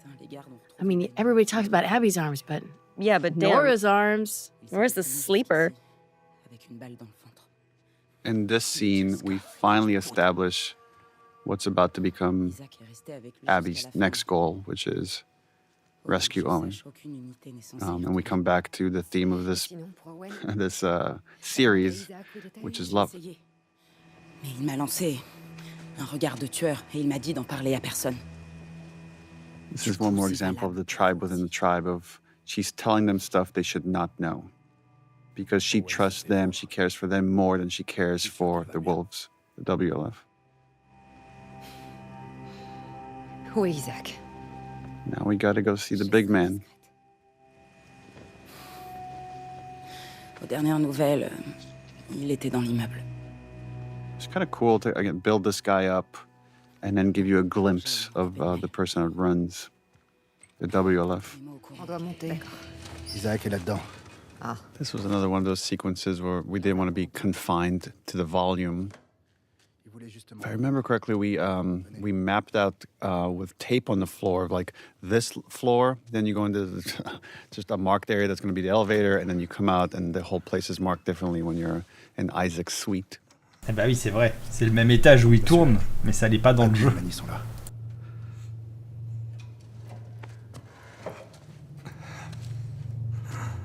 And here we have the fantastic and very scary Jeffrey Wright. Le laisse pas s'endormir. There's a dehumanization that happens when you're in conflict with another group for so long, and there's so many like retributions that they get to a place where you can't torture them because they're so dehumanized. And we get to see how easy it is for Isaac now that he just sees them as pure enemies. Il y a beaucoup de gens qui finissent un peu déshumanisés dans cet univers. Jeffrey Wright because his son was such a big fan of the first game. Ah, marrant. And talking to him, I offered him this role, and he was very excited to take it on. So it was fun to work with him, even if a little intimidating at times, just because his gravelly voice is so creepy. Qu'est-ce qui se passe, chef? Cette petite guerre a assez duré. Ça peut pas continuer comme ça. Alors, quoi? This was another obstacle we're throwing in Abby's way, which is, in the past, Isaac has given her a lot of rope because of how capable she is to pursue Joel. But here, he can't afford to have anybody leave because they're going to go all out to kill every last scar, as he would call it. On a déjà essayé d'attaquer leur île. I remember in like early iterations of the script, having a bunch of scenes, not a bunch, but having scenes with Isaac, where he was very much a mentor for her and almost like a surrogate father figure as she was growing up. Those were early versions of the story, or just in trying to shrink this behemoth down, we end up cutting. But the other thing you could see here is Jeffrey Wright has a limp. And the reason for that is if you look at the concept art, he has an amputated leg. Putain, j'ai pas vu ça. And there's no opportunity to really see it, but the limp is still there. And then we did so many takes, and Jeffrey insisted on eating an apple in every take just to make it authentic, so he ate a bunch of apples. To Laura's point, we wrote scenes. I remember drafting scenes where he's coming in as trying to be sort of a Tommy, like a father figure after she's lost her dad, and you come to realize how intimate their relationship is, but it's something that she will very quickly give up in the face of Owen being in trouble. And as soon as she connects with Lev, again, she's willing to give that up. But couldn't do it for time. You get little hints of it, because I feel like our relationship in this scene, you can see that he's given her things in the past. She's used to being able to get her way. And that one line, the way he lives it, like, stop gossiping about it, like the idea of that you guys need to stop like being this like Salt Lake City crew, you're part of a bigger group now. Yeah. There are things more important. And even here, he's like saying, when the time comes, we'll do what's right. Yeah, at this point, you find him to be, I think, torturing aside, like, he's a very fair leader with her. He's given her a lot, and then now he expects her to step up for ultimately a 3-day assault. The way he behaves, again, this is like we're on a broken record, which is he loves his people. He's going to go commit atrocities because of how much he loves the people that look up to him. He's going to burn a village filled with children. Right. Je trouve qu'on ressent le fait qu'il lui a donné plein de liberté, mais pas du tout le côté figure paternelle, entre guillemets. Mais bon, c'est parce qu'ils ont un peu viré cette partie-là du script. Je serai revenu avant l'aube, couvre-moi jusque-là. Isaac va te botter les fesses. Pas avant l'attaque. Il a dit Abby doesn't care about this assault in the same way that Joel didn't care about finding a cure. It's just about the people that are close to us. And now we head into her head for flashback. The most fun scenes Joli to shoot. point de vue. This was fun, watching you two be so playful. They were like a little respite from all of the horror. The horror that we were shooting. And again, establishing Abby has vulnerabilities, right? Not just emotionally, but she has a deep, deep, deep fear of heights, which then gives Lev an opportunity to help her. Just interesting, these characters that here with Owen and then the other time with Joel, when he takes Ellie to the museum, of these gifts that they give the people that they love. And here it's like he brought her to show her this beautiful aquarium as a show of his love. Well, he's trying to, right, in the same way as Joel after David, he is trying to get back to the Abby that was. He's trying to get back to the dynamic that they had. And he's putting all of his heart into bringing her joy in the hopes that he can get confirmation that that person is not dead. Tout ça pour que le bisou foire à la fin. Ouais. We had these long talks about how Abby, like, is so serious and doesn't want to joke around. She's not a jokester. And I think Pat just, like, took that and ran, because every single time we would shoot, he would try to make me laugh as we were shooting as, like, a challenge. Le truc moi-même avec la It manette. is like, at this point, Abby also, I think, is trying to be the person everybody wants her to be. She's trying to be the old version of Abby. She's trying to be the loyal soldier to Isaac, who has given them a home and a purpose. She's still figuring out who this new version of her is. And reinforcing her fear of height. When we shot that, though, do you remember how pregnant I was? Remember how terrified I was because you're jumping off this like 2-foot platform. It had to be. It was higher than 2 feet, right? 3 Tell feet. me it was higher than 3 2 feet. But every time you landed hard on the ground, I'm like, oh my God, a baby's going to fall out of her.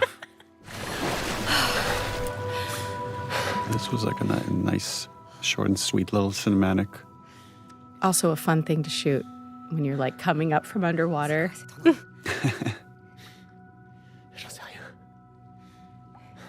And then I remember you have to do this prep as if you're diving and transition in and out of gameplay. Uh-huh.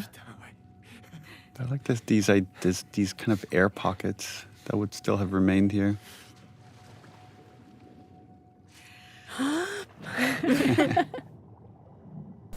As you held your breath a lot while shooting some of these scenes. Et jolie séquence. I love the scene. Yeah, this whole sequence is for this scene. Like, but poor Owen loves Abby so much, and she's just so stuck with this, well, grief, I guess, that she can't let go. The injustice that she can't let go. You could argue that what Owen is going through is a smaller version of what Abby is going through, right? Like, he's in love with this girl. He's fixated on her. He's ready to go on this journey with her and risk things for her, and all he wants in return is a little bit of love. And she just can't. She can't. This is just, she's not the person she was anymore. It's this notion that somehow, if she's happy, she's disrespecting the loss of her father. Yeah.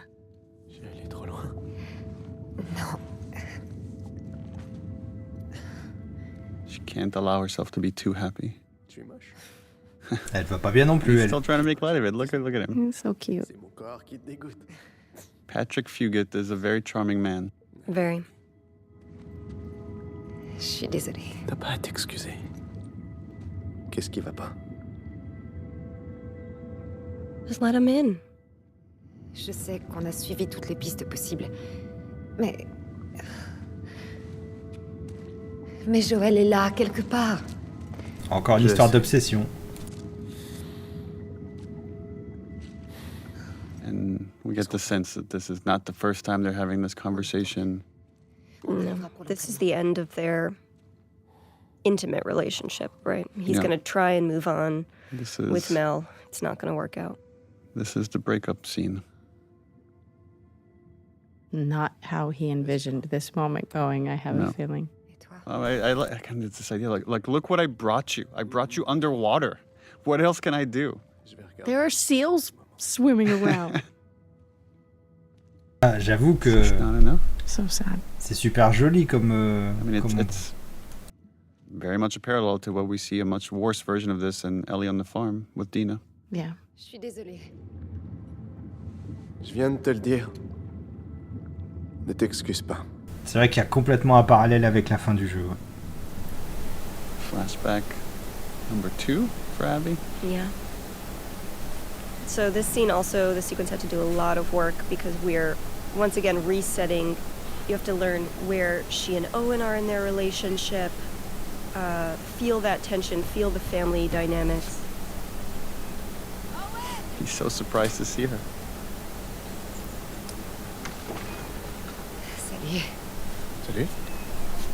Est-ce que tout va bien? Oh, j'ai pas besoin d'apprendre à viser si je joue en mode très facile. I love the set, man. The set took so many iterations to get right, but it was really important that it felt gorgeous. Justify why this guy is holed up in here for so long. T'as pas encore tout vu. This is our Christmas episode. Admire un peu cette vue.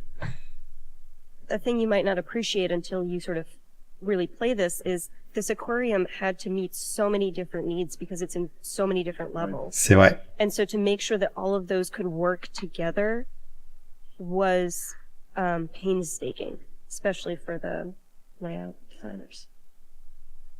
Écoute-moi ça.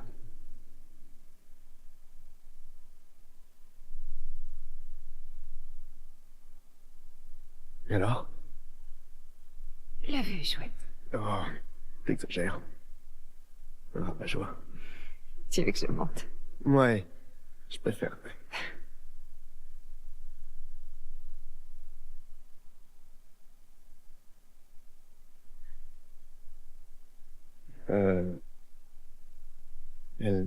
Elle est à fond sur les trucs de And again, look at this effort he puts in. Yeah, there's a beautiful tension between these characters that still clearly very much love each other.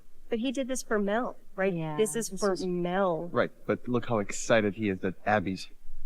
I know. He's trying to move on. I doubt he's this excited when Mel's here. Poor Mel. But I think Poor he Mel. wants to be, right? I think he wants to move on with Mel. He knows she's inaccessible. Well, yeah, Abby's a dead end. Qu'est-ce qui te met d'aussi bonne humeur? Okay, what? I love that he misreads this. Like he thinks this is somehow about him. Right. He's going to convince her to stay, but she's in a good mood because J'ai trouvé le frère de Joël. they found your brother. Ouais.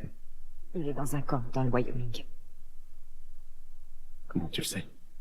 On a mis la main sur des lucioles qui faisaient partie de son groupe. Je croyais qu'il avait raccroché il y a une dizaine d'années. Ouais. Et ce type a eu de ses nouvelles récemment. C'est une piste. Il faut que j'en sache plus. Ok, mais tu sais bien que même si tu le retrouves, même s'il est là-bas, il saura peut-être pas où est Joël. D'accord? Right, because at this point, we're already... Canonically, he's already starting to have issues killing scars. And we're not really talking about it, but there's some track getting laid. He's losing his taste for violence. I like that he was the last person that she went to go talk to about this. Ouais. Isaac est d'accord. Mon cul, ouais. Personne ne tient à la justice plus que lui. Il sait ce que Joël a fait.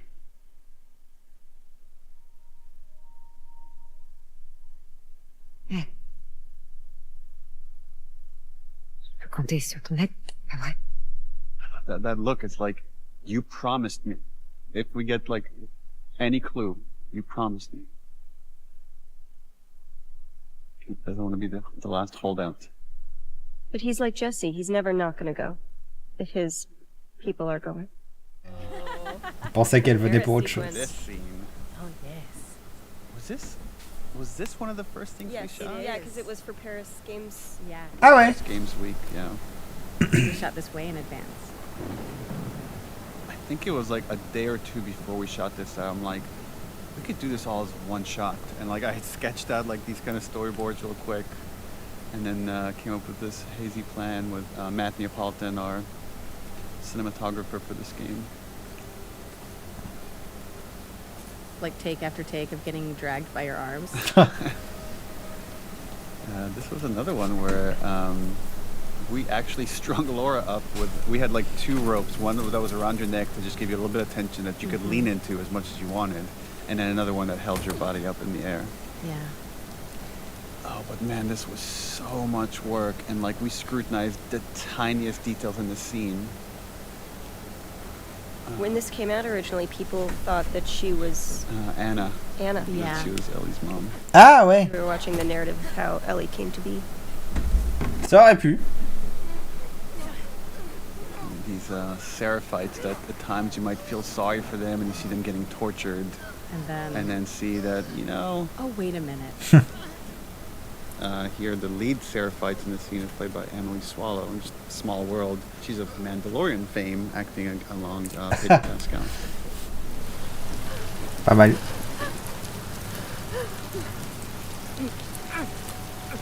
And later we find out this is a bastardization of this thing of like freedom so they may know my love wasn't meant as like disembowel them. Libère-les. Ainsi ils pourront connaître.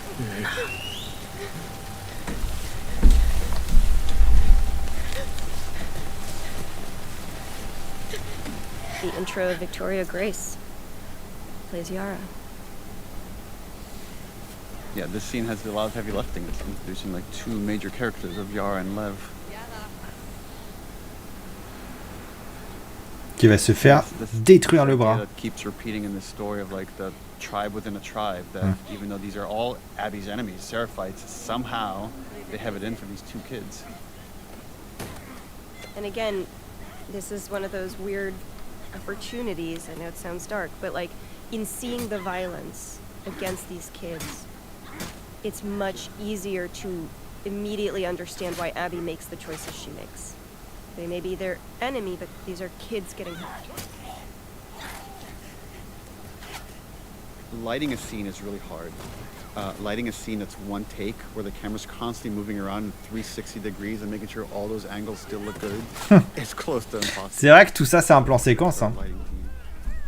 Quel taf. The face change as she... Ugh. Face change, the flow of blood, the water. There's so many things that done improperly would take you out of the scene. And then we spent a lot of, even the hands right there, I remember we spent so much time making sure that you see the tension in the hands as she's suffocating. The shirt, and make sure the shirt felt wet and it's sticking to her skin, and it's a little bit translucent because it's wet. That's the kind of detail that Naughty Dog is crazy about. Les démons arrivent.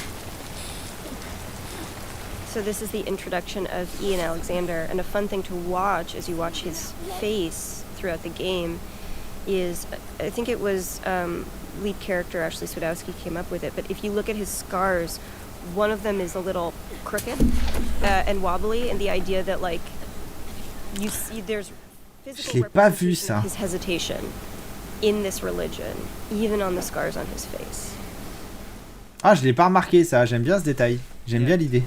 I think the beautiful thing with him is that he remains a believer all the way through. Yeah. His faith partly saved him, right? Because he saw the beauty in the intention. La porte. Another scene that just... I say this over and over, but it's such beautiful, soft lighting. Right, and so at this point, they've worked together for as long as they need to, but they're off to go on their separate missions. They don't need to be friends. That taking off of the shirt is so hard. I can't tell people how hard it is. The raindrops against this window, difficult. My high school friend has become a renowned plastic surgeon, Jacob Steiger, and he gave me some advice here on this injury and what you would need to do to treat it. Intéressant ça. And this is also a reminder that while Abby took a different path, she comes from doctors, from care. She understands the body. even if she never particularly prioritized it.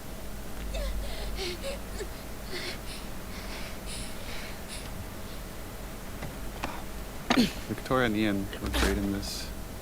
Just how Ian has to play both being scared for his sister and just angry at this wolf that he has to work with. Ce qui est un peu compliqué du coup, ouais. Comment tu t'appelles? This is a recurring theme throughout both games, that the idea of giving someone's name is a way to show you trust them. Merci de m'avoir libéré. Love this theme again. I like the conflict of leaving them, knowing you're dooming them. Oh, this is... She thinks, I'll give them a warning and I'll be enough. Je sais qu'elle est pas en état, mais il faut que vous partiez avant demain. I don't need your fucking help. C'est ça. The lighting on the hair.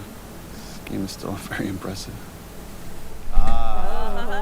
This scene turned out to be a bit more controversial than we anticipated.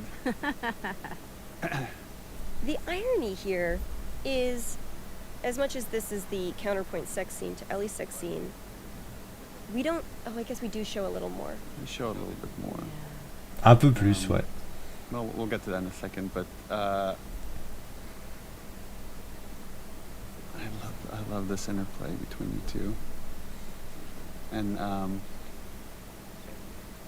yeah, we really wanted to give Pat something meaty in this monologue, which he just, for my money, knocked it out of the park. Like visualizing this moment where he just can't do this violent thing anymore. It's not him. Tu peux me dire ce qui s'est passé? I like that she's been strung up and beaten and almost killed. And none of that's important right now. C'est vrai, elle en parle même pas. I just got to come in and sit down and watch him work. Alors, il s'est écroulé. Son arme était à portée This idea of the tribe within a tribe, and there's no secrets between these two. Au lieu de ça, il me regarde. Et je vois qu'il est vieux. The idea that he's just been sitting here drinking, conflicted, and I mean, he's about to leave his baby mama. That's how much he can't stay in this place. He feels like he's losing his soul.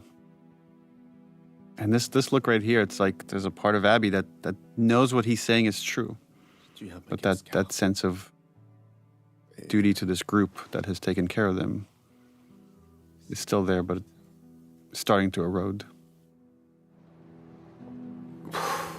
Je pouvais pas. Évidemment, Danny s'est mis à me gueuler dessus. We're watching her maturity in real time. Especially having come off of seeing two Seraphites up close and saving them too. Alors je l'attrape et... I like that there's so much like unspoken between them that's about to come to the surface of like Abby thinks he's so naive and he thinks what she did was so awful, but clearly they've never talked about it until now. And then there's the underlying love they have for each other and obviously attraction. It's all like, it's so messy. I like the messiness of this relationship. And it would have been like, I know our goal here is to create empathy for Abby, to show you the other side of this journey. And this definitely was a risk to say, okay, she's going to have a sort of affair with this guy that got this other girl pregnant, her friend. But this primal thing that's going on between them just overpowers logic. And to me, that was more important to create empathy, is to show how human they are than to just make them righteous or right the whole time. No, they're trying to define good in a gray world. Et pour Mel? And that means they have to make messes. This little pause, that's a nice bit of acting. Elle est en sécurité ici. C'est ça. On en reparle demain quand t'auras des cuvées. Fais pas ça. Faire quoi? Me traite pas comme un cinglé. Je sais que tu penses He comme moi. knows her more than she knows herself. Si les lucioles sont vraiment à C'est souvent comme ça. Hein. Je préfère me barrer dans la And the direction. resentment that she has for the fireflies, because in her mind, that's part of the reason her dad died. Is They failed her. yeah, they failed in every way. Yeah.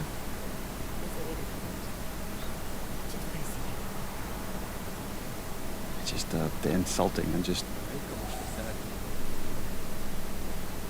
I think this notion that's like your best friends can hurt you the most.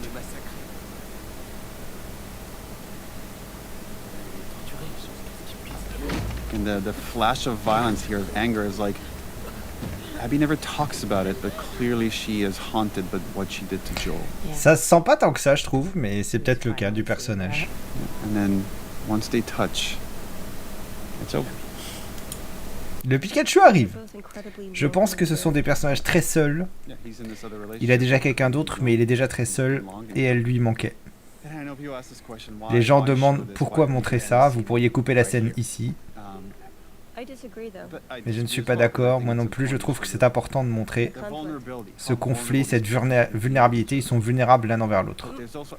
C'est le bazar, c'est sale et ils s'aiment, c'est aussi un peu violent. Pour moi, dans les scènes de sexe, on devrait toujours pousser jusqu'au moment où on a toutes les infos, ou les évolutions émotionnelles voulues. Ici, je crois qu'il fallait qu'on la voie tirailler et lâcher prise. Voilà, je vous ai lu les sous-titres parce que cette scène m'a déjà valu un strike sur YouTube. Donc, je voulais pas la laisser, désolé. Mais je vous ai lu les sous-titres. This was a concept that came in quite late of showing a nightmare. But showing that now that this nightmare that she's having about her dad is now switched. And this like burn that Owen has on his back, this was another Ashley Swedowski idea that, like we do environmental storytelling, we could do stuff on the body through scars or disfiguration that tells you a story. C'est vrai. I love that at her core, Abby is a protector. Mm-hmm. She's Joel. She's Joel. Yeah. Right, so now the dread, she's too late. Faites pas un pas de plus. C'est moi. I like the change that Lev goes through here. Of like, he's relieved to see her, and he's ashamed that he hasn't been able to protect his sister. I really like her trigger etiquette. She took her finger off that trigger as soon as she heard his voice. Classy. Good job, Laura. Good job, Laura. Les détails qui comptent. There's this little bit of storytelling of the jacket on top of her, that now she's feverish.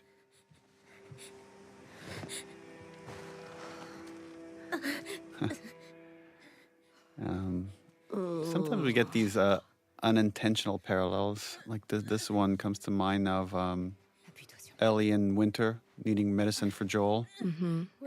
And now this is about to become a goal for Abby and Lev. I think that one of the things about this game that I like is it just keeps reminding you in how many ways we are fragile.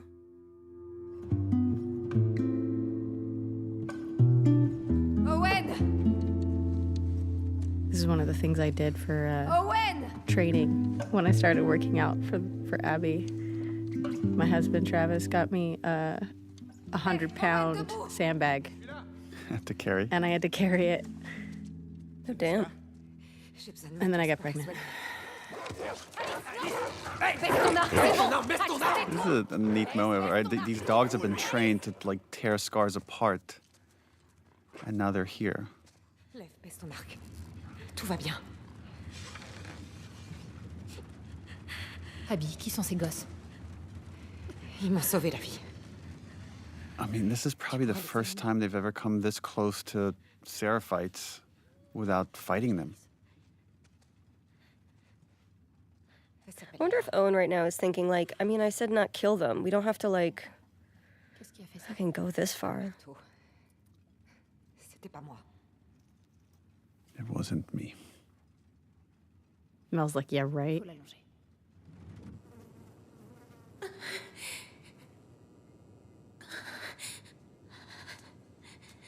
I don't know, it doesn't look that bad. It's just a little pink. It's just a little smooshy. Yara. Ouais, 3 fois rien. Je voulais le nettoyer et le remettre. L'os est en miettes. Like, there's a moment here that I always find funny where, like, Owen tries to suggest, like, just cutting it and burning it. And Laura, you make him feel like an idiot. Yara est un soldat, elle a besoin de son bras.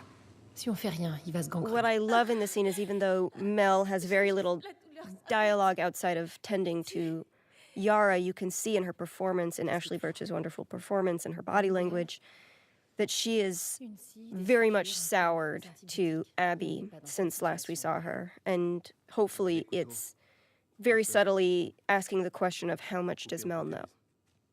L'infection la tuerait. You fucking moron. Fais-moi une liste. J'irai à l'hôpital chercher ça. Un jour de route. Je m'en fous. C'est pas le problème, Abby. Elle pourra pas tenir aussi longtemps. Et si je t'y amenais en 2 Abby heures? is like such a singularly minded person. Like, when she gets fixated on something, nothing will get in her way. I don't know anyone else like that. Ouais, il y a des parallèles à faire. Elle peut tenir 2 heures? Peut-être, oui. This idea of the sky bridges and that wolves never look up. It's actually it's an idea we got from our focus test, is that we build these elaborate levels, and then we find players look left and right and almost never turn the camera upwards. C'est vrai ça. So there's this idea that they're patrolling these streets and they never look up to see these secret paths that the Seraphites are using. C'est bien pensé, c'est vrai que quand tu joues, tu regardes pas vraiment en l'air en plus. Hein. Oh yeah, you calling Abby right now? Look at the way Mel's looking at me. Hey. There's also, again, it's kind of a messy theme, but the idea of that we've done certain things and it feels like we can never get past them. And for Owen, it's like, oh, I got this girl pregnant. Does that mean this relationship is doomed and it can never happen? That's the way Abby sees it. But for his mind, it's like nothing is ever final. There's always a chance for like a new beginning. Toi, peut-être. It's a nice, sweet little moment. And Lev's just like, I'm not here. I'm not here. Ça doit pas me concerner ce qui se passe. There's so much unsaid. Beaucoup, ouais. And we have the privilege of Naughty Dog being able to capture such small nuances of your performance that we don't have to rely on dialogue as much. Her worst fear realized. Yeah. Can you imagine how bad that would smell? I like that Abby is like, let me recover from near death. And Lev's like, I'm good, let's go. And he's just staring just at her bounces. awkwardly. It was so great on the stage. Looking up and just seeing him. Donne-moi juste une seconde, s'il te plaît. Okay, but I'm going to keep staring at you awkwardly. Yeah, I'm not gonna. Just back up one step. The sequence between Abby and Lev used to be shorter, significantly shorter, and Lev used to be the one that died and Yara survived, and it's because we saw the dynamic between you two. Oh, really? It Ah ouais? to have this ripple effect that changed the story and eventually led to us changing the ending and having Abby survive. Ah ouais, c'était pas prévu comme ça au début. Mets ton masque. So this is my favorite level in the whole game. And narratively, this level had to do a lot of work, not just because, hey, now we're going to learn more about Seraphite culture and what this is and who Lev is, but this level has to ultimately earn Abby's willingness to walk away from the wolves. Si tu meurs, je serai coincée ici. Prie pour que je m'en sorte alors. She has I to, she like has to build love. the banter that's forming between these two characters. As they get more comfortable with each other, they're okay insulting each other in this funny way. Quoi? Mais pourquoi?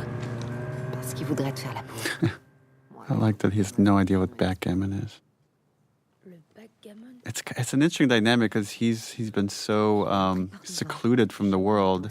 He knows even less than Ellie did in the first game. Which makes you think about, like, you know, if we were to come back years later people that will be born years and years later, like just the world we know seems more and more distant. Salut. Meet a girl. No. Now from the other side. Ils t'ont transféré toi aussi? Ouais, c'est la joie. J'ai besoin de matériel médical. Tu peux me dire où ils sont? Abby, je viens de parler à Isaac. Tu retournes à la base avancée. Laisse-moi contacter Isaac. Tu lui parleras en personne.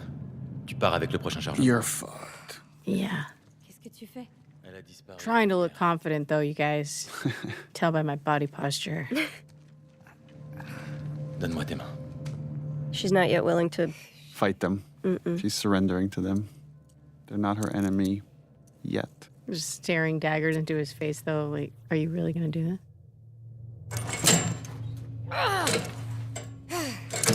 Hey!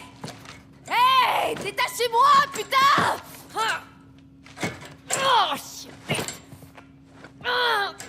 Arrête, tu vas te déboîter l'épaule. Chelsea Tavares Je pensais pas qu'un jour tu serais contre Isaac. did a really fantastic job as Nora. It was important that all of you had really good chemistry. That's just you have to sell years of friendship in very short scenes. Il me faut du matériel médical. Pourquoi? Qu'est-ce qui lui arrive? And again, this just myopic focus. Syndrome des loges. Son bras est foutu. Tu vas pas le soigner, j'espère. Ce sera Mel. She's not right. Interesting that even here that these people love each other. That there's tribes within a tribe within a tribe. Because she's lying to Nora. On n'a pas encore vidé les étages inférieurs. Il y aura ce qu'il me faut. The build up for the scariest fight. We're about to get into our Resident Evil homage. Ah, bah voilà. She's so cool. Nora? Yeah. Yeah. Like, this one will bite you in the ass. But, alright. Like that she's ready to pummel whoever it is that grabbed her.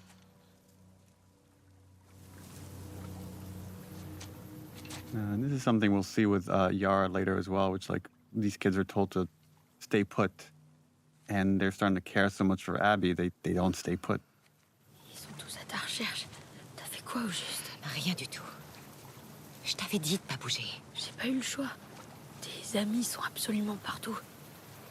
I really like the glue that happens between this scene and the next, and showing this river rapids ride, and it has very much this Apocalypse Now feeling that you're cruising through a war-torn area.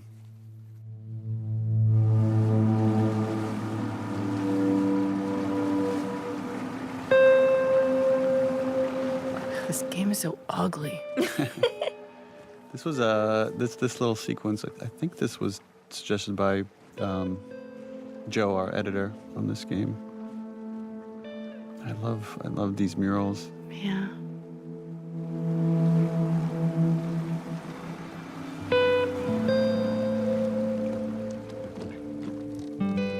Sometimes these like kind of connecting shots I find really beautiful. Just giving you a little bit of a gap in time. Et ça fait pas de mal.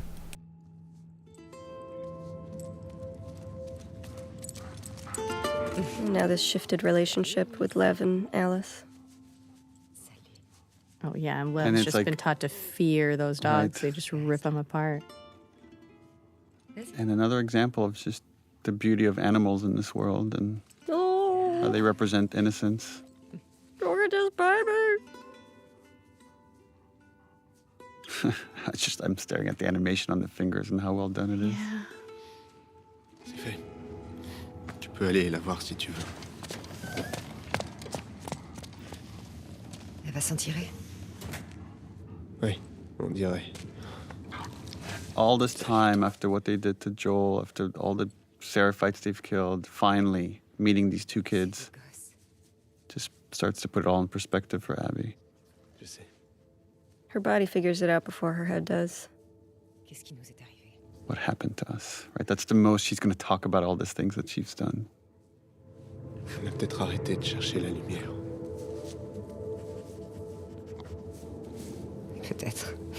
The idea that, you know, even when we fail, we still have to push forward for something better. That's what Owen represents. Je vais voir comment elle va. Ok.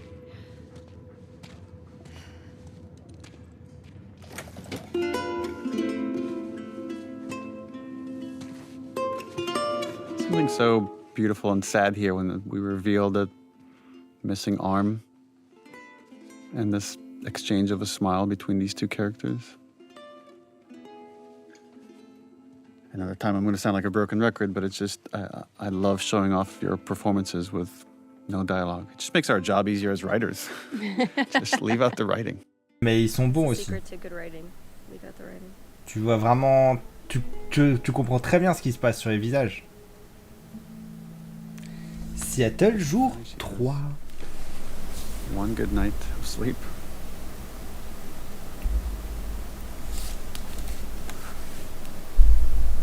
The consciousness is about to slap her in the face.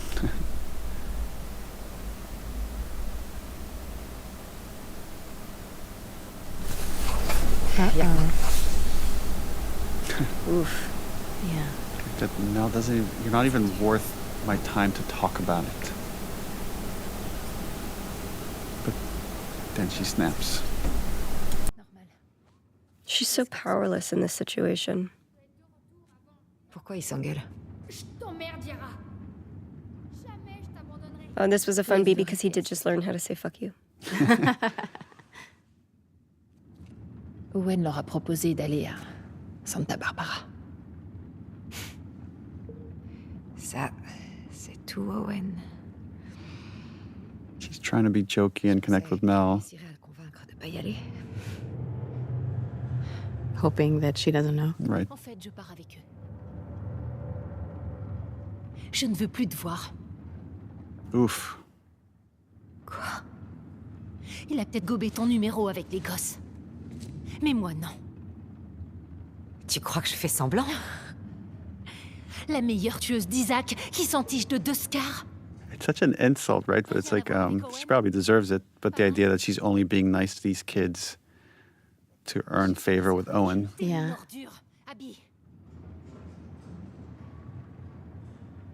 It's so sad that she doesn't fight back because she probably agrees with her. Oh, fully. Fully. Well, I think Mel is also calling into question, like, can characters change? Can people change? We see it with Joel, but it happens so rarely, right? And so many of our characters are myopically focused and can't change no matter what. So I understand why she feels like this must be bullshit. No, but she finally feels like, oh God, I'm doing the right thing. I'm finally doing the right thing. Maybe I can be better. And then like this. Right. C'est exactement comme ça que je l'interprète aussi. Get back to reality. I like that showing emotion in this world is somehow a weakness.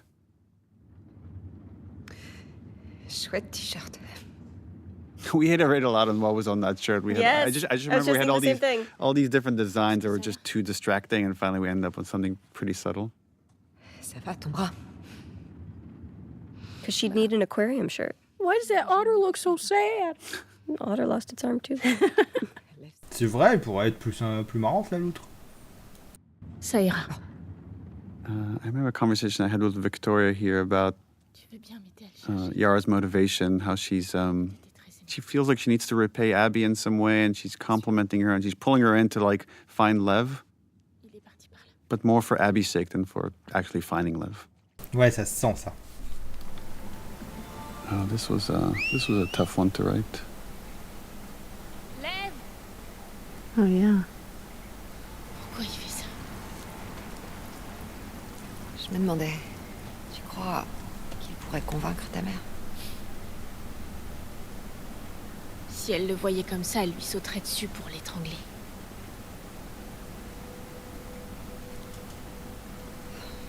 The conflict between love and duty, of like the love a mom should have for her kids and the duty she has for her religion. J'ai entendu les vôtres l'appeler Lady. I like here that Yara is the practical one. She sees the world as it is, and she sees the consequences as they are. And in some way, in another universe, she and Abby would be wonderful enemies because they are both strong, myopic soldiers, right? But for Yara, the risk to Lev's life is worth giving everything up. Je lui ai dit qu'il ne devait en parler à personne. And the guilt, right? This guilt here. No, it's that it's also Yara has greater love for Lev than their mom had for Lev. C'est clair. That this moment that she's describing here is what made her lose faith. And we don't talk about it, but I think the difference that I see between Yara and Lev is that Yara has lost her faith, and Lev has just refocused it, went back to the origins, to the writings, and sees how it was corrupted. J'étais une imbécile. This is another one of those scenes. I thought Victoria here just knocked it out of the park. Yeah. Yeah. I like these in these action games, sometimes having a goal of like, oh, let's find a toy to cheer up a kid. And that becomes your gameplay objective. Et ça, t'en dis quoi? C'est parfait. Mais elle attend. Another brilliant thing Ashley Swadowski sort of conceived of is you watch the kids visually change and move away from scars over the course of this game. So here we see Yara is now dressed like a civilian, but she still wears the braids. Ce genre de détail. Letting go. Mon aquarium. Mes affaires. Je rigole. Tu prends ce que tu veux. Et toi, non. Ces détails qui ont l'air anodins mais qui ne sont pas. Oui. We're about to get into this conversation of, I mean, they're talking about their relationship, but thematically there's greater stuff here, which is when are things too late? When have you gone so far that there's no coming back from it? Elle comprend pas mon humour. They are very literal. They're literal people. Nul avec les gosses. It's funny he says he sucks with kids, but I think Owen would be a great dad. Oh, I think he'd be an incredible dad. Another world. Tu viens à Santa Barbara? Hein? Il aurait pu. Je peux pas. Pourquoi? Tu sais pourquoi? He's such an optimist, right? He's about to talk about that. We'll figure it out. I don't know how, but we'll figure it out. Je sais. Je sais que c'est le bordel. Je sais. Mais on peut être ensemble. Abby. Again, going back to something you said earlier, Neil, but it's like this idea that suffering is the way that we honor the dead. I don't think Abby has fully admitted, like, no, I don't have a right to be happy. There's no... Yeah. Lève! Reviens ici! Lève! Qu'est-ce qu'il fait? Il veut la retrouver. Qui ça? Sa mère. Elle va le tuer, Abby. Le bateau est prêt? Pas encore. Dans combien de temps? Quelques heures. Merde. This is their last conversation together. Elle vient de se faire opérer. Putain, c'est vrai. Elle doit m'aider à le retrouver. J'ai aussi. Owen! C'est dangereux là-haut. Oui, justement. Je vais pas la laisser y aller seule. I think there's a part of Abby that knows she's about to head into a suicide mission. Yeah. Yeah, absolutely. And this is her forcing Owen to stay here. She's really trying. She's trying. The irony is in staying here. She is dooms what- them. She is what abandons them, yeah. Dooms him. Et elle se sauve. C'est vrai. C'est comme ça qu'elle voit les choses et c'est exactement l'opposé qui se passe. I don't know when it is in gameplay that you realize, like, oh God, I killed them all as Ellie. You know what I mean? What did I do? C'est ça, la culpabilité. Is that a sniper rifle? Uh-oh. Reste sur le ponton. Je prends un bateau et je te récupère. Non, je vais t'aider. Pas cette fois. Girl, you have one arm. She is so tough. She's badass. But yeah, Abby doesn't want any more blood on her hands. So just like with Owen, she wants Yara to stay behind. Annie? T'es venu seul? Ouais. I really like the dynamic between Abby and Manny. Just a couple of bros. A couple of bros. Ce pendejo s'est pointé. Tommy's so cool. It's so interesting how very few players guessed that this was Tommy right Oh, here. really? Yeah. C'est vraiment lui? Je pensais que non. It's been so long, and you forget about there's a whole other cast of characters that are on this island, and now these two stories are starting to merge. Right, at first it feels coincidental, like, oh, she just happens on Manny. It's like, no, Manny was targeted. The revelation, it's Tommy. What? No wonder he was so good. Like, oh right, this whole other game that's happening finally collides.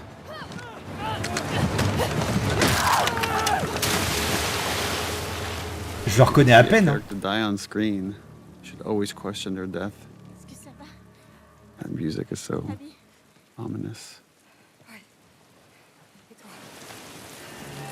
I like how she's just burying the death of her friend. Yeah. Just stay. Again, she has this very narrow, focused mind. And the realization that it's all gonna come crashing down. And the guilt, I would imagine, right? Like, the thing I would be burying in that moment is, oh, that's that guy? Oh, I'm complicit in the death of my friend. It's another one of those that's, if you were to see the making of it, it'd be so funny because they're like, okay, and wave. And wave. And you'll have to act the physics of the boat. And then later the animators like touch it up. In the earlier days of this game, there were 5 days that the girls were sort of doing their thing in Seattle. And now we're on their territory. There was a whole day where Ellie would go to Scar Island to give you this opportunity to see them in the same nurturing way that we would see the stadium, where you get to see them take care of their children and their seniors, and you get to see them farming, and you get to see them be human people. But we cut it because ultimately it didn't shift Ellie's journey. This scene. This is a heavy scene. Mm. Unlike the rest of the game, which is just a comedy.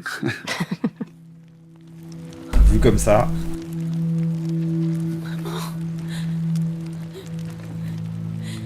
That shift right there for Yara is really nice, of going from grieving to protecting. Consoling, yeah, that's right. Those cuts.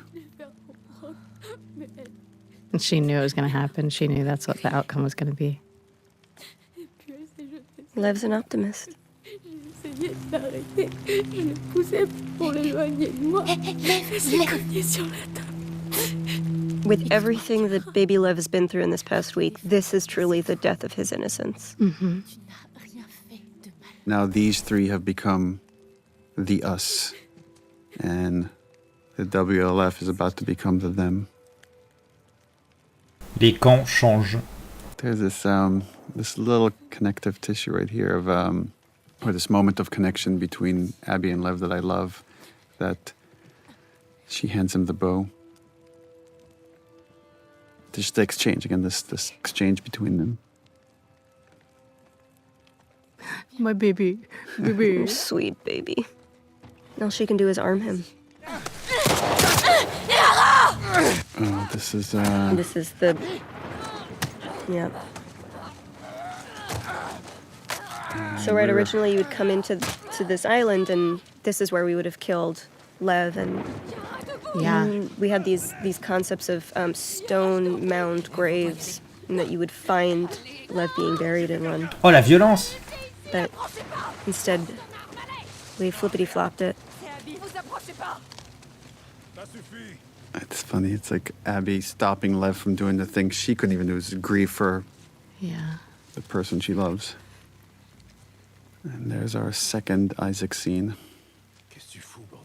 Well, not a good look. This was really fun watching you guys play this back and forth. It's like every other time you've been able to reason with Isaac, but he's at the end of his rope. Il est pas avec eux, je te le jure. Écarte-toi. Mais putain, c'est un enfant! Isaac doesn't see a kid, you know? Tu as 3 secondes pour t'éloigner de ce Scar. 1. Tu vas vraiment me tuer? 2. Je bougerai pas, compris? That facial expression was great.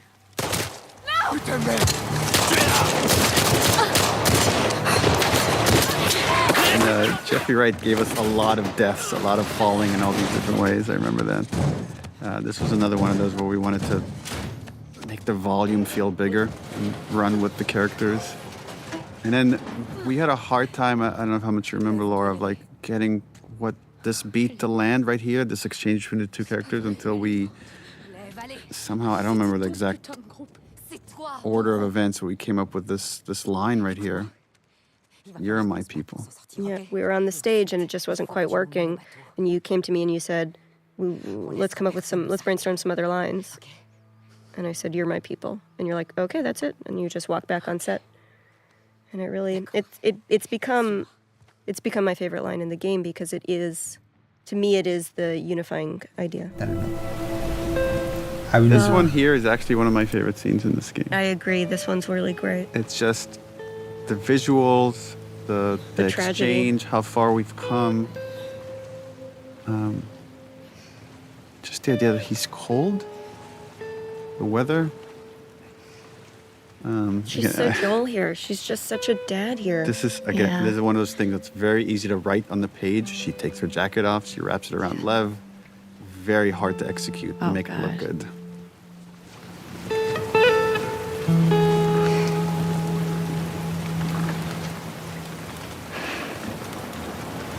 Look how she's looking at him. Well, it's like now she's looking at a small version of herself, right? Yeah. She knows what it is to see your parent dead, to see your world burn, and now she's just got to helplessly watch another person do it. This is, again, where the two stories are barreling into each other. And we have a series of losses. I mean, there's this nice dramatic irony. The player already knows what's waiting for Abby inside, and they're like, oh my God, oh my God, oh my God. And they're waiting to see how this plays out. If they remember, a lot of people forget. No, But as soon as they see Alice, Oh yeah, Alice is the that's the the trigger. giveaway. What can you say to someone that just lost his mom and his sister at the same moment? Alice is the only dog that actually has to die in the game, which was a fun thing during press when people would be like, why do you want us to kill dogs? And it's like, you don't actually have to in any of the setups. They're all voluntary kills, but Alice is the only requisite one. I'm pretty sure we're always careful to say you don't have to kill dogs, but we didn't say you don't have to kill a dog. Dog. The cutest dog that you play fetch with.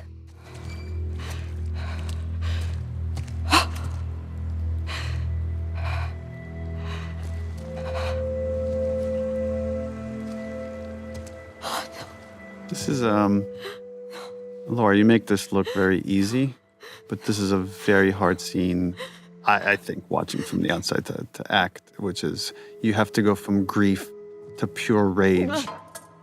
I think, Hallie, this was your throwing up that you wrote into this scene. Yeah, I think probably.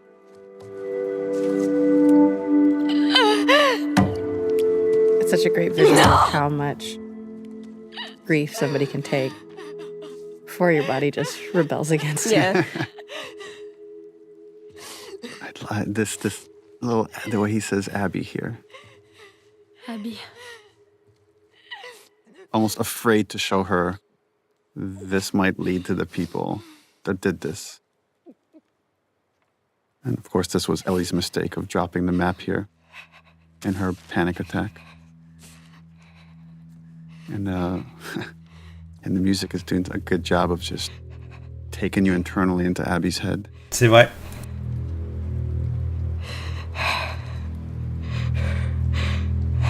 Now she's regressing back to the vengeful spirit she was before.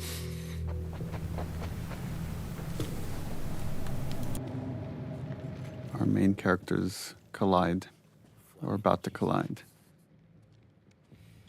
I think one of the things that makes Laura's performance here so special is that this character is so hard and so terrifying, but in every scene where Laura is scary, there's also this patina of vulnerability, of fragility that's coming through, where you can feel that she's quaking with rage, but there's so much complex stuff happening underneath that rage. C'est pas faux.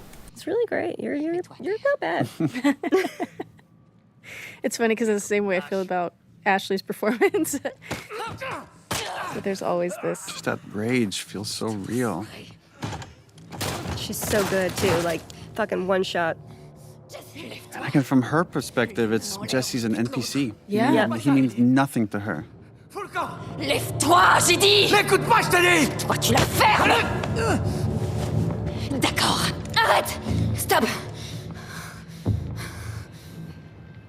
What is so beautiful here, or tragic, is that Ellie doesn't get it. Right? What Ellie's about to say here is like,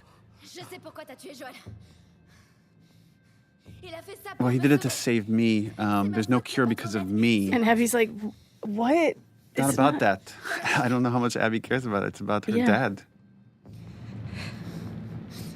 T'as tué mes amis. Like, I showed you mercy. Et voilà le résultat. Oh man, Paris, we're so uncomfortable here. Like, I have to go up against Ellie. C'est ça, c'est clair. And this is very much by design. Bah oui, je me doute bien. She's wily, but you're beefy. If I remember correctly, Ashley, we had you like have water in your mouth when you delivered some of the lines here, because your mouth is meant to be filled with blood. Yes. Wow. Okay, because I remember I was, as my usual, I was like, why am I just laying here? I would try everything I could to try to get up and go save her. So I think the water and having that and having sort of showing or being able to hear how messed up Ellie is in that moment. This is the other scene that lives in my head. The knife to a pregnant girl's throat. It's so terrible, but in her mind, like, Ellie just intentionally killed her pregnant friend. De son point de vue, c'est vrai. So visibly pregnant. And the fact that Abby does not kill them shows that she's kind of in a little bit of a better mental place, I think, than Ellie is. Yeah, she's also got a moral compass, like, right in front of her. Yeah. Well, there's like two versions of love right in front of her. One is a destructive one of like wanting to do justice by the people that I've lost, and the other one is wanting to do right by this kid that I've come to be their protector. And who's already seen too much violence, who's already experienced too much wrath, right? It's like, he needs peace. Ellie! Hey! That poor baby. That poor baby. Yeah. We had a lot of conversations here about Ellie's thought process, the things she's not expressing, but she put the baby's life at risk right now, right? It's like, who knows what, and when she's in this fog of PTSD, what she could have done. This is the moment for Ellie where she's... It's never going to get better. It's not going to get better, and she's put her family in danger. So it's probably better to just go. Well, Dina is also trying to sweep it under the rug, and this is what's going to happen in the next scene. Like, let's just go back to bed. Everything's fine. If I could buy another week, maybe she'll get a little bit better. Or even just the distance to speak. It's just like when somebody's really in the thick of like the panic and the fog of grief like that, it's like you do kind of need time in order for them to kind of continue to progress through the stages. But it's like Ellie is refusing to move through these stages. And so like I feel like when we were doing this, like the patience that I have with it was that it's like maybe she'll move to the next stage soon. Maybe we're getting there. Maybe that's what we're getting to. I don't know if we ever talked about this, but we had a whole different version of this part of the game where it was Maria that showed up. Yeah, but we felt it would be more intimate if it were seeing how broken Tommy was. Well, it should be like feel more the guilt of like seeing the damage on Tommy and having Tommy been changed over this year since he got back to Jackson, of like the guy that wanted to protect Ellie and not go on this quest for revenge is now guilting her into it. I like that you're coming in late and you're seeing that this man has been very broken, and we're getting a sliver of how the abuse he experienced and the things that he did in Seattle have irreparably damaged him. And he's standing right in front of Ellie, and Ellie is looking at how irreparably damaged this man is, and she's like, yep, let's do that to me too. I'm willing to see the ghost of my future. That's the fate I deserve. C'est horrible. Je suis désolée. Non. On en a beaucoup discuté. C'est ce qu'on voulait tous les deux. Well, the other thing we were talking about is the other big Ellie Tommy scene is after Joel's death and how they can't look at each other. And then this happens again here. Once he asks her to go, she can't look at him. C'est vrai, ça I pour think le coup it's je a l'avais vu. confrontation thing, or when I'm feeling anger, I get uncomfortable. Like I don't want somebody to see it. It's also the shame, right? Of the shame of, Yeah. I'm letting you down. I'm letting Joel down. I'm letting myself down. Yeah. D'après lui, c'était une armoire à glace. Elle voyageait avec un gosse qui avait des cicatrices sur les joues. Il m'a dit I also think that there's something important in the scene for Dina, right? Because Dina has been such an amenable partner through so much of this game and their journey, and even when Ellie's off the deep end, Dina is a nurturing force. And here she's finally drawing the line. Et elle atteint ses limites aussi. She's finally like, we're done with that. I'm speaking for Ellie now. There's a line here, and you've crossed it. And like the rage I felt too when he keeps going, I was like, it's love it. insidious. You know, it's like he came and brought the virus back into the C'est house and now exactement she's ça. sick again. Think of all the guilt he's carrying. He failed to save Joel. He failed to save Jesse. He failed to get Abby. He's fucked up. His marriage has fallen apart. All he has left now is this revenge. That's it. Well, it also Yeah. it goes back again to that ego thing where it's like, you asked me to do this and I did it. I went to Seattle. Now I'm coming back for you to pay up, and you're going to be a little bitch about it? Well, Yeah. and again, he's too blind to see the suffering that she's going Yeah. through. All he could see is like She looks great. how damaged he is. What does he say? Like, oh, you live out here, and like, and you got your family, and everything's cushy, and everything's fine, and I'm the one suffering. But he doesn't see that he's not the only one Yeah. suffering. And I love that Jeffrey, when Dina walks over and Ellie's sitting there at the table, and Jeffrey is not even acknowledging Dina. In a way, Tommy might feel like I'm more family to you than Dina Yeah, is. yeah, I've known you yeah. longer. Like, That's exactly think what of it everything felt, what we've been through, and it's the only time there's really personal conflict between Ellie and Tommy. That's one of my favorite Dina moments. Yeah. Because it felt so real. I was so mad. Yeah. Just like flying out the screen door and being like, listen, motherfucker, get off of our property. I love it. Et il l'a laissé exprès la carte. So this was one of the first things we shot for this game. Yep. There's so many characters here. We had to shoot this in multiple batches and then stitch it all together. I did several days just dancing. Yes. Yeah, remember we brought a dance choreographer that spent some time with you, Shannon. Yeah.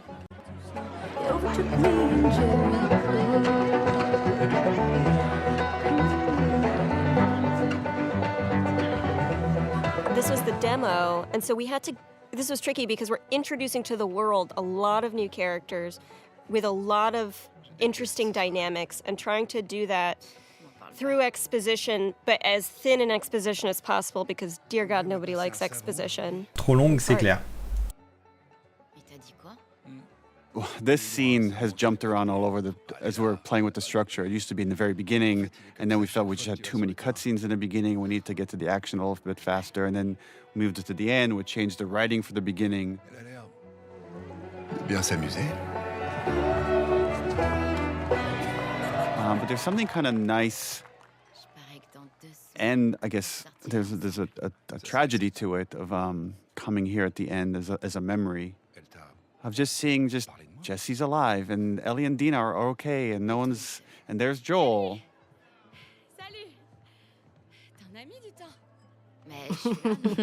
And this like really innocent first kiss. Vous couchez pas trop tard, hein, parce que demain, on se lève tôt. À vos ordres. C'est pas mal que ce soit en flashback. Sympa. Arrête. This was Commence the pas first avec scene ça. we shot. This was the first scene we shot after you hired me. Yeah. Est-ce que je sens mauvais?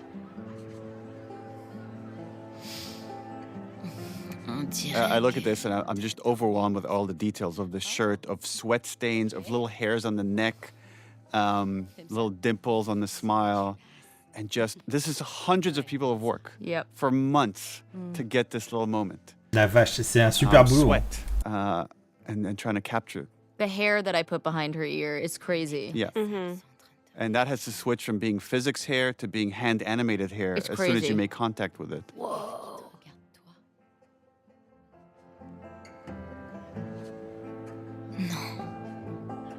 And even just the kissing, like, I mean, it's just, it looks so realistic. Yeah, and it's actually a combination of several performances all stitched together right here. And then the lighting has to change from shot to shot. It's On interesting n'imagine pas le highlighting the boulot. bracelet that's back on Dina's hand. It's a Ah nice, ouais, le it's a bracelet. nice, yeah, it's a just nice love it. reflective moment of like how innocent things were for all these characters. Yeah. I love just the little surprise on Ellie's face, the little like moment of shock before melting into it. And then we're about to get into Seth. And again, Shannon, your rage is so real here. Hé! Il y a des familles ici. Fuck are you looking at? This whole interaction was based on one time I was at Blockbuster and I'm just talking to my friend, I'm throwing curse words around, and the dad in front of me had his two kids, and he's like, "Do you mind? There's kids around." And that always stuck with me. I felt such shame having like used curse words in front of these kids. Hé! Fous le camp d'ici. Je t'interdis de me toucher. Hé! Ça suffit. Allez, viens, on va faire un tour. Et eux alors? T'en occupe pas. I feel so bad for Joel here. Ugh, me too. C'est quoi ton problème? She doesn't want to be under his shadow anymore. No. But he can't help himself. He's just trying to. He's trying Someone to dad. someone is hurting her and he's going to stand up for her. Oh, Le père en moi comprend ça. yeah, you know you were an asshole. Yeah. Yeah. Moi, ça me faisait aussi l'effet de elle veut s'émanciper devant sa nouvelle copine, entre guillemets.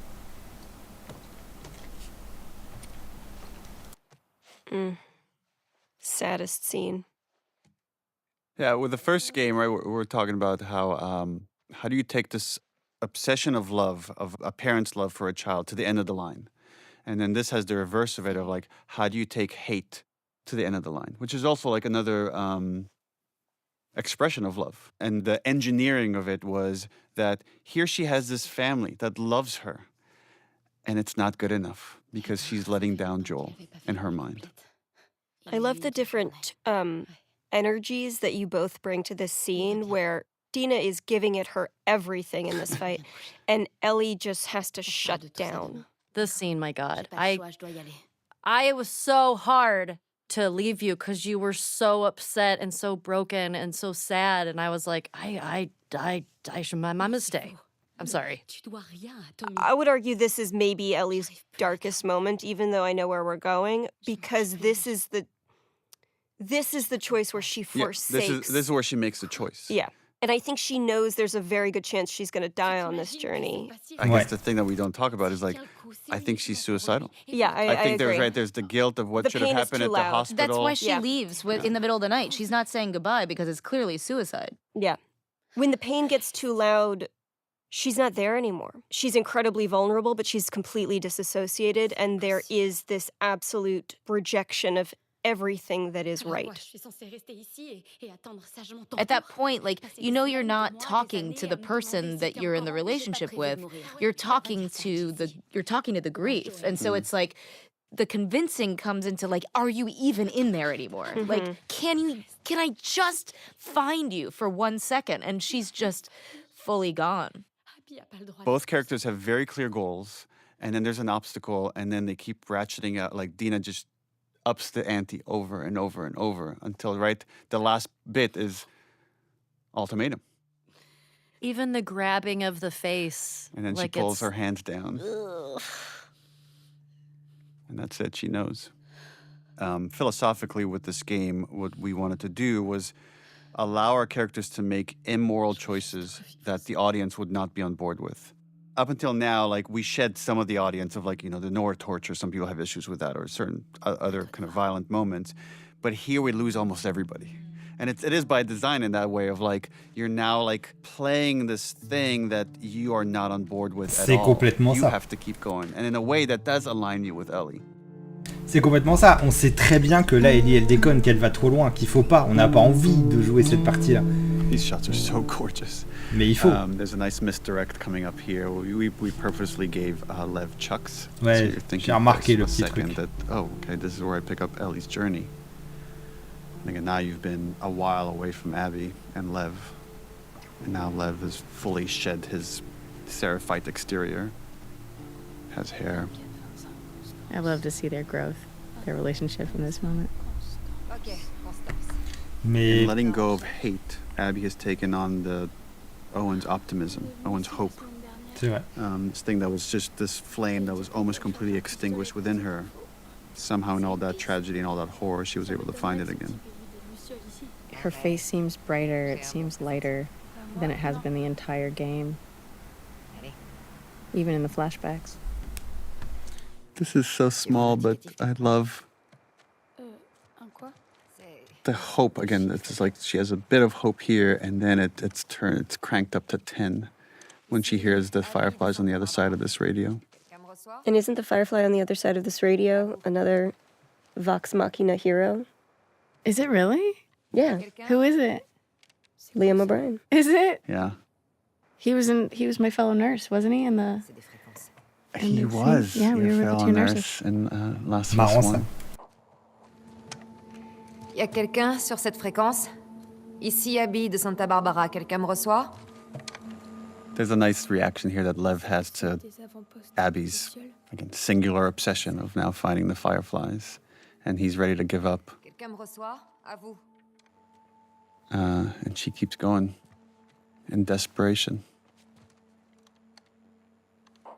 I love artistically how the character models for Lev and Yara were kind of a blend of both of the actors' faces, because now I'm like looking at baby Lev, but I feel like you can see some spirit of Yara. C'est pas faux, effectivement, maintenant que tu le dis. Y a quelqu'un sur cette fréquence? Allô, ici Abby de Santa Barbara. Quelqu'un me reçoit?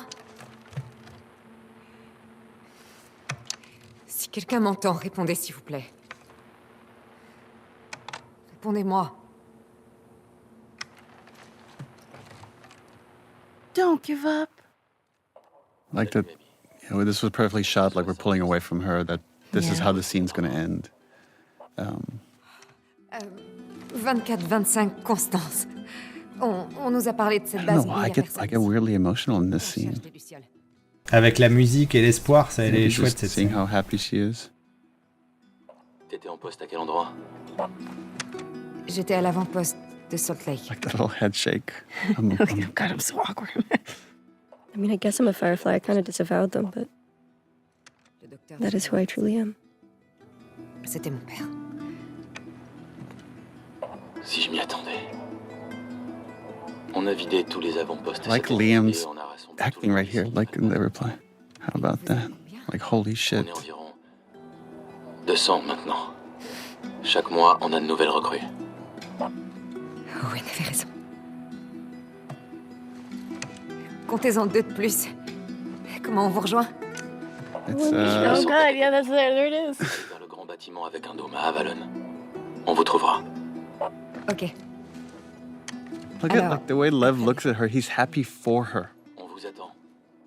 Bonne chance. Abby de Santa Well, it's also like Terminé. there's a possibility of community here again. Yeah.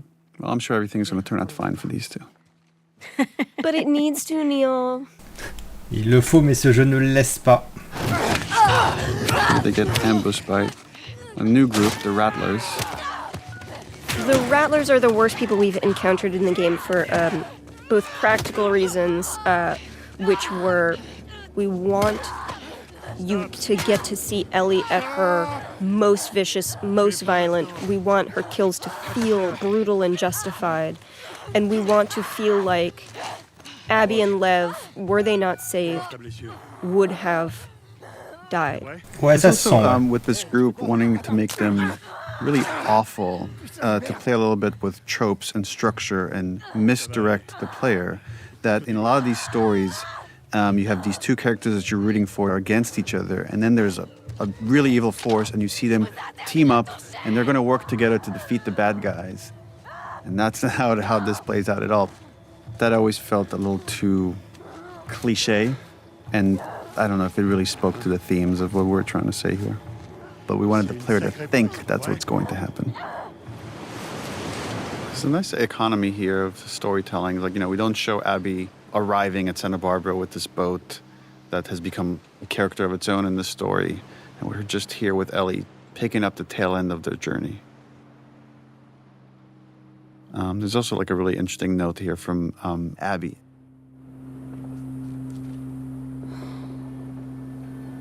And it's also the first time we're seeing just how emaciated Ellie has become. And she's sunburned and clearly not taking care of herself in the pursuit of Abby. I mean, it mirrors it can't all be for nothing because she's killed so many people at this point. If she stops, that all is just for nothing. I really like that the parallel of the first game of her wanting to see things all the way through with her stubbornness, even though there's a part of her that says this is not the right thing to do. Yes. Nice mirror here of the injury Joel had in the hospital in the first game. We're constructing this. We wanted to injure Ellie badly. So again, she's choosing the pursuit of this thing over her own health, that she will likely die if she sees this all the way through. I would argue she is dead already.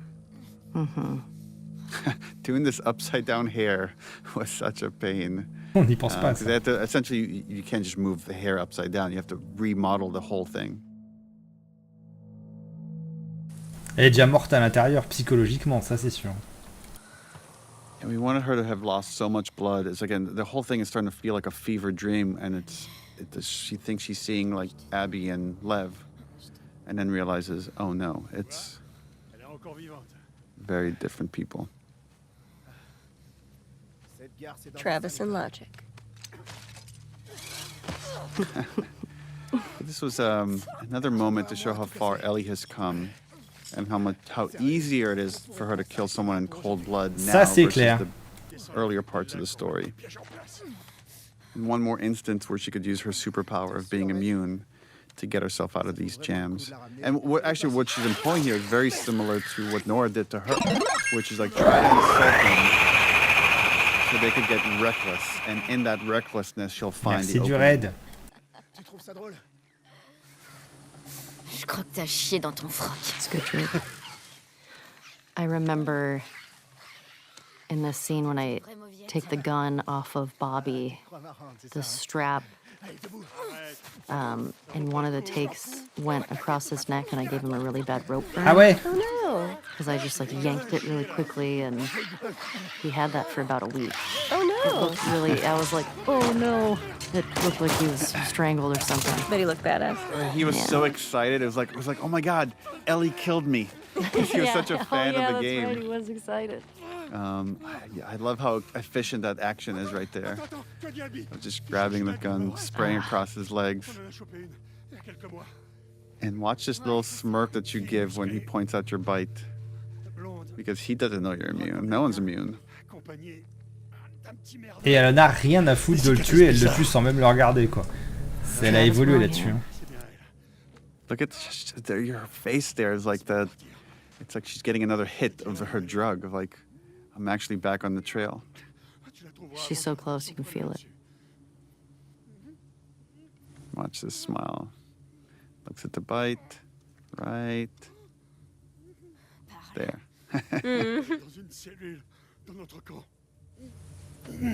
C'est où ça? Va de ce côté-là, jusqu'à la voie ferrée. Ça t'amènera à un And it's complexe. like, had this exchange happened earlier, if she killed someone in cold blood earlier, there'd be a very different reaction. It's like she's becoming more and more like Joel at this point, more and more capable and more cold about the violence, where she could just execute it and move on and not think twice about it. I think at this point she's completely disassociated from the Ellie we've ever known. Staring him in the eye as he's dying. J'avais dit sans même le regarder, mais non, en fait, c'est pire. Elle le regarde, mais elle s'en fout. Just a hint that the injury's getting worse and worse. But again, she's not going to stop. She can't. Not yet. Remember this. Yeah, so the idea, right? She gets hit right at her injury. I like how badass this scene is. The desperation. Ugh. Remember the thumb to the eye. J'ai les clés. And this is Matthew Mercer. Yeah. Oh, yeah.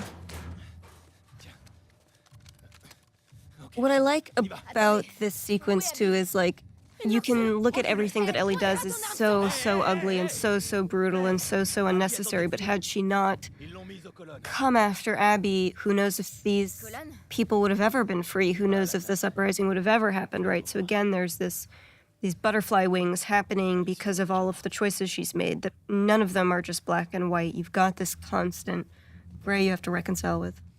Oh, they're staring at her like she's some kind of wild animal.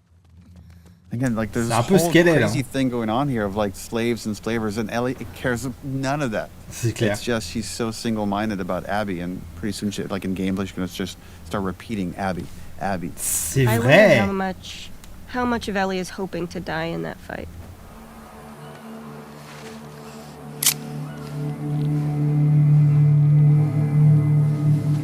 But I love how surprising the speed is, right? It's like you keep moving towards this idea of this fight, and the whole way you're like, Ellie, you're too fucked up, don't do this, don't face Abby, we know what she's like, and now you come to this absolutely wrecked, frail. I also love, it's pretty much wordless, and you could tell so much with the performance, what's going on in their heads, and you could see Ellie's confusion and anger and sadness for what she's witnessing. Yeah, it's hard. It's like finally the prize is right there, and now it just doesn't feel as satisfying. I always read that like there are boats this way moment is like, if I'm nice to her, if I'm just like treat her like not my enemy, then maybe like this will. Ouais, c'est comme ça que je le voyais aussi. C'était le but recherché de ce jeu, d'obliger le joueur à le mettre dans une position où il veut pas To me, être. this is a really nice mirror beat of Joel with Ellie, Joel carrying Ellie, right? And so you have that invocation, and Ellie just has to watch this embodiment of somebody who represents every good part of Joel.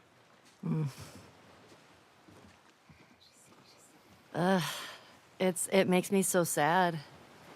This scene. It's just because Ellie doesn't know what to do with all of that anger and that hurt from losing Joel. And now this is the moment.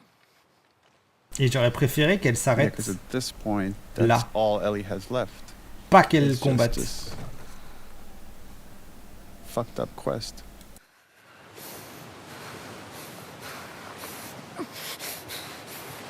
Yeah, imagine having that image stuck in your head and not knowing how to get rid of it. Yeah.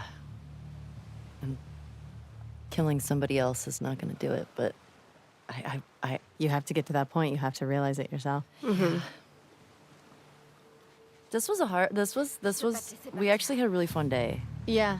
As hard as this scene was, and it's so funny doing this with one of your best friends, of just like fighting each other, pulling her hair, being like, get out of here, let's fight, kick me. Tourner, ouais, sûrement.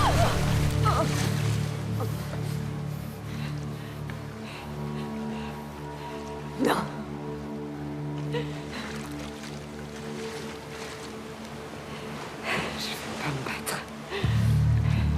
I think that threat is fake, right? It's I don't think. Yes, I don't think She's bluffing. I absolutely think. Ah, pour she's moi, elle bluffing. bluffait pas. Really? Yeah. Yes, but I agree, but what would have happened if Abby was like, No. Like, I feel like she still would have pushed that. I would think she would have pushed Par that contre, knife je pense in. qu'elle aurait appuyé. This is great that there's all these different interpretations. That's so cool. I don't think she would. There were all these other versions of how Ellie lost her fingers. You remember, Hallie, of like, there used to be when someone was waiting for her at the farm and then tortured her in retribution for what happened in Seattle. Yeah. Oh, I didn't know that. It was like the parent or somebody Yeah. of somebody who died, of like an NPC essentially, who came, and so you're seeing that cyclical nature of violence of like, you killed my person, you killed my person, you killed my person. So C'est déjà somebody le you truc didn't de ce even jeu. realize you'd really killed tracks Ellie down. I love how you pin her with your knee. Yeah.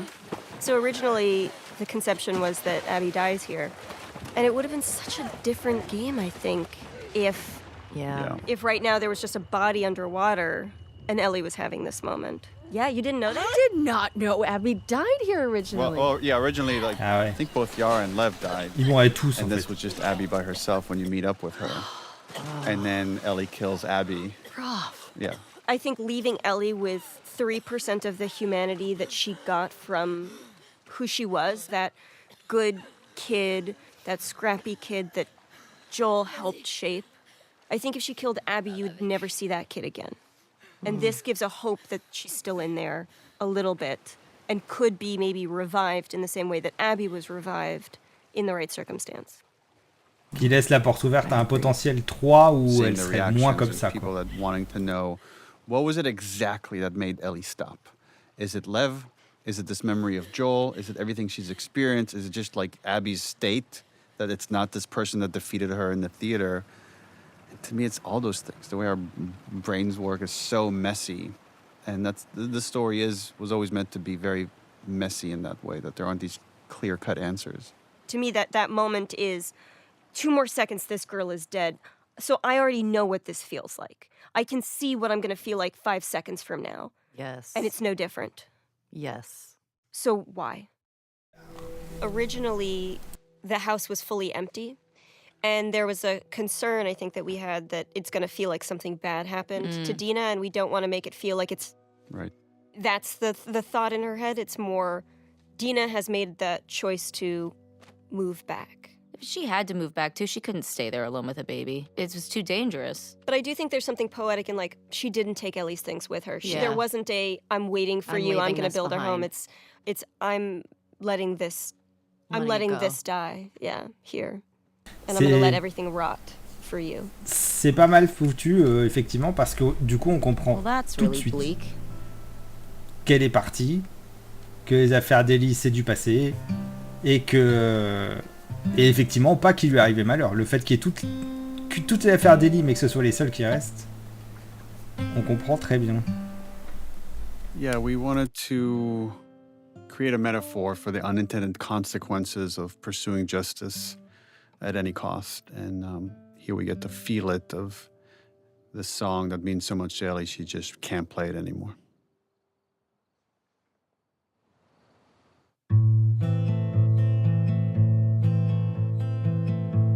Also interesting thinking about Joel's headspace right now, like just been humiliated by Ellie in front of everyone. Who knows what's going through his head, but for me, sometimes when I get just filled with anxiety, it's guitar. It's just sitting down and just jamming and just... Yeah, not even playing a song, just playing through something. And we've had this scene at different spots of the game until we finally landed. It's this final moment. Yeah, I think originally we were going to put it before the midpoint showdown of the game. Right. Oh, it plays so much better at the Ça end. marche très bien à la Now you fin. can't imagine it anywhere else once it's here. Tu bois quoi? Traded his soul for coffee. T'en as trouvé où? Les gens qui sont passés la semaine dernière. I would do the J'ai un same. peu honte de ce que j'ai dû donner en échange. This is Peut-être que moi aussi maintenant. the most Ashley has ever pushed back on a scene. Wait, really? This was because originally it was written that they hug at the end of the scene, and you're like, I don't know if they would. I'm not sure like we could get all the way there. You were a sport about it, and we did 2 versions, one with a hug, one without a hug, and they were both very, very good. But ultimately, you were right. They're starting to forgive each other, but they're not fully there. Ultimately, makes it more tragic. C'est vrai. I think that's why she goes on this journey, because it's just like it was never solved. Our relationship was never fixed. Et elle ne le saura jamais. Enfin, peut-être dans sa tête un jour, mais bon. Vous êtes ensemble.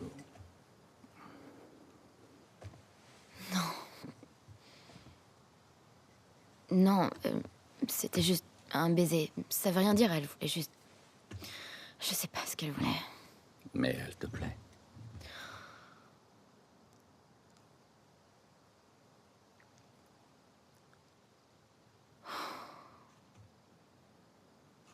They just have like a father-daughter moment. Just this exchange about this crush that she has on this other girl, and Joel telling her like she would be lucky to have you. Again, he has unconditional love for Ellie, and that's what drives her mad. It'd be so much easier if he was just a complete piece of shit. Oh yeah, then you could just forget about him. Yeah, but you can't. I mean, that's what's hard. I mean, she knows that he cares, and she knows that he loves her. J'aurais dû mourir dans cet hôpital. I also love that you bring it back to, we're talking around the thing that we need to talk about. And you doing all of these gestures to try to make it better is not what I want. I'm going to bring it back to what the issue is, and that's I should have died in that hospital. I also love watching, when do you both decide to make eye contact? Oh, right, interesting. And it's like right here for the watch at the end of this statement for emphasis. Oh, ouais, ce genre de détail. Because I am dead serious. I don't care the cost. I would do it all over again, even if it means I'd lose you. There is something to be said for your writing in this, which is, I would do it all over again, and I would do it all over again. Walk the knife's edge of meaning, because there's one that is repentant and there is one that is resolute. N'empêche, je crois que je pourrais jamais te le pardonner. Like this false moment, I can never forgive that, and he's ready to accept it. And then he's all of a sudden, but I'd like to try, and then I think the waterworks for everyone just start right here. Oh. We did a lot of work of just writing these scenes and not being heavy-handed to talk about theme, but there is something about just the placement of the scene here. And it's a scene about getting over some horrible transgression that one feels. Because there's other things that are worthwhile in this world than just kind of living in this resentment next to the moment where Ellie decides to let Abby go. And whether she fully forgives her or not almost doesn't even matter. It's just she knows there's other things in life that are more worth putting your focus on. Mais elle l'a tilté un peu tard, quand même. It's interesting seeing since the game has come out. It's been out for a few years now. How many different interpretations there are for the sleeving of the guitar here. Whether it's she's fully forgiven Joel, or whether she's fully forgiven Abby, or whether she's willing to move on, or whether she just doesn't want to be under Joel's shadows anymore. And when people always I don't know if you get this often, people often come to me and they want the answer. They're like, which one is it? Mm-hmm. And I'm like, it's all those things. It's all those things in some way. Like, people's minds are so complicated. Yeah. I mean, I think it's what we've been talking about with grief and how that can sort of manifest in somebody. I'll caveat by saying this is my own interpretation. And it doesn't mean that it's right. It's just mine. But sometimes you have so many triggers for trauma that you just need to let anything that might trigger you, you just have to let it go and start over. I mean, how I felt in that moment of, it's easier just to not get close to people. We know when we were writing this, we had so many conversations about leaving it on a hopeful note. And even though it's very dark, I do find it to be a hopeful note. It's left with that question of like, once you've committed all these atrocities yourself, can you come back from that? And we saw that Joel was able to. And then maybe Ellie could as well. Ouais, c'est une bonne femme présentée comme ça. I remember when you guys told me that was going to happen, and I was very nervous. Man, what a journey. It's a long game. It's a long game. I'm curious, how do you interpret her leaving the guitar behind Ashley? Because she could have taken it with her. She could learn to play left-handed. I think that so much of it is...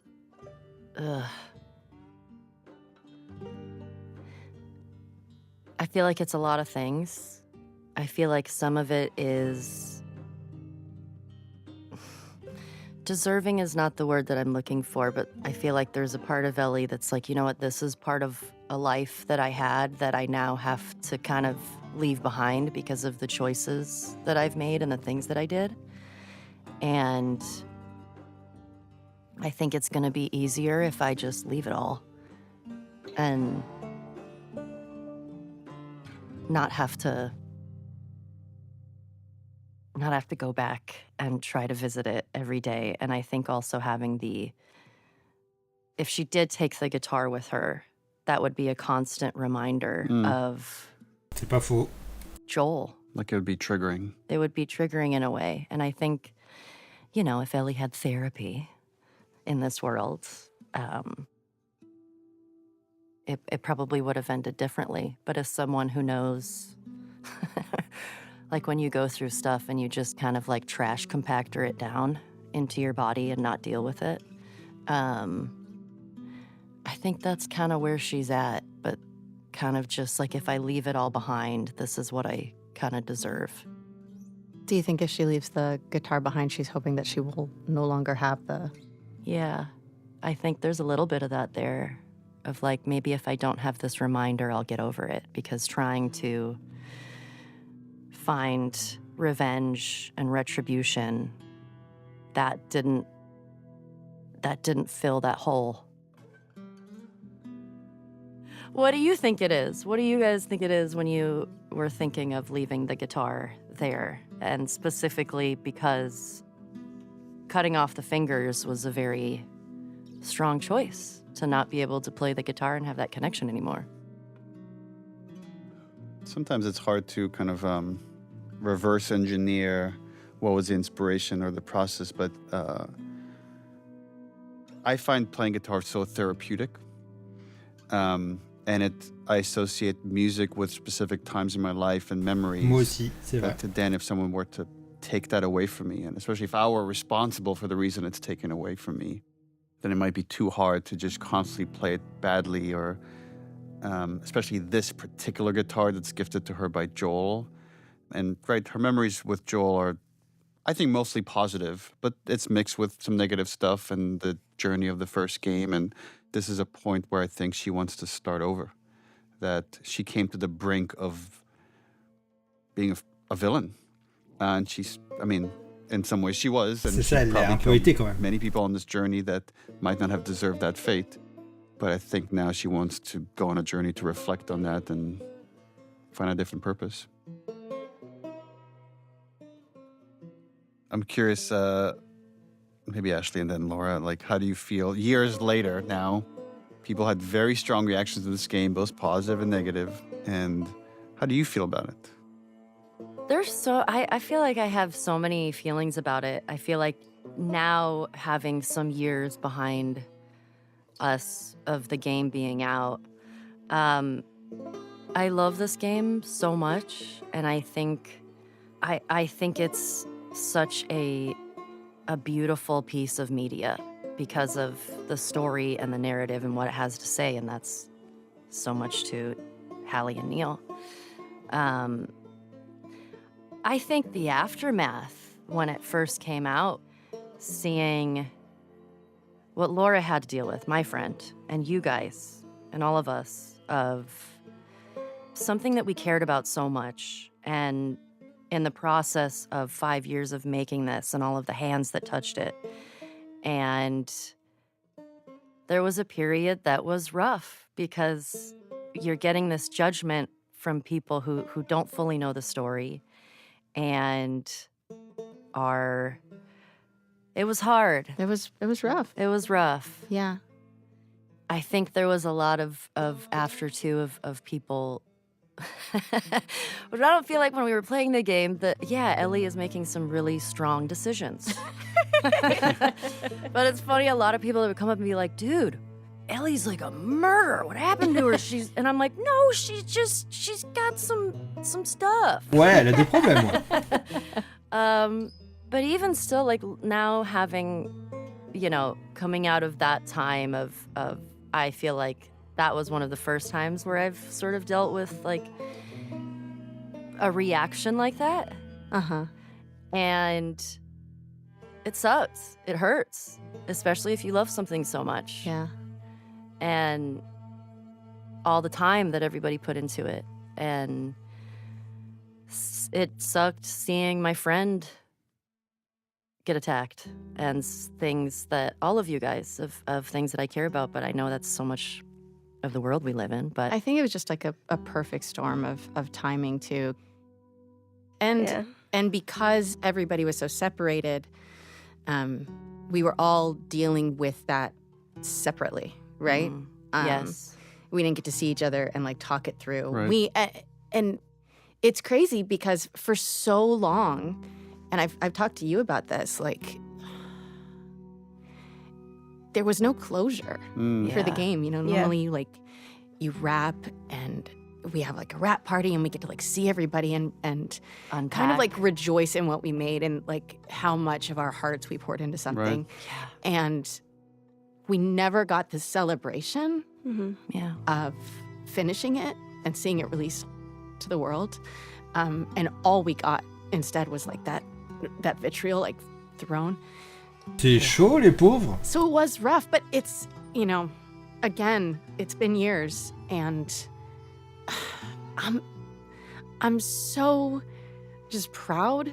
And it's a story that if you play it, I don't see how it can't change you. Yeah. You know, it changes how you view violence. It changed how I played games. You know, like as I was playing the game, I found myself, I wasn't attacking people anymore. Like I started like, I love to just destroy every person that I come across. Like it's a completion thing for me. And as I'm playing, I was like, I stealthed everywhere. Instead, I didn't want to hurt anyone anymore.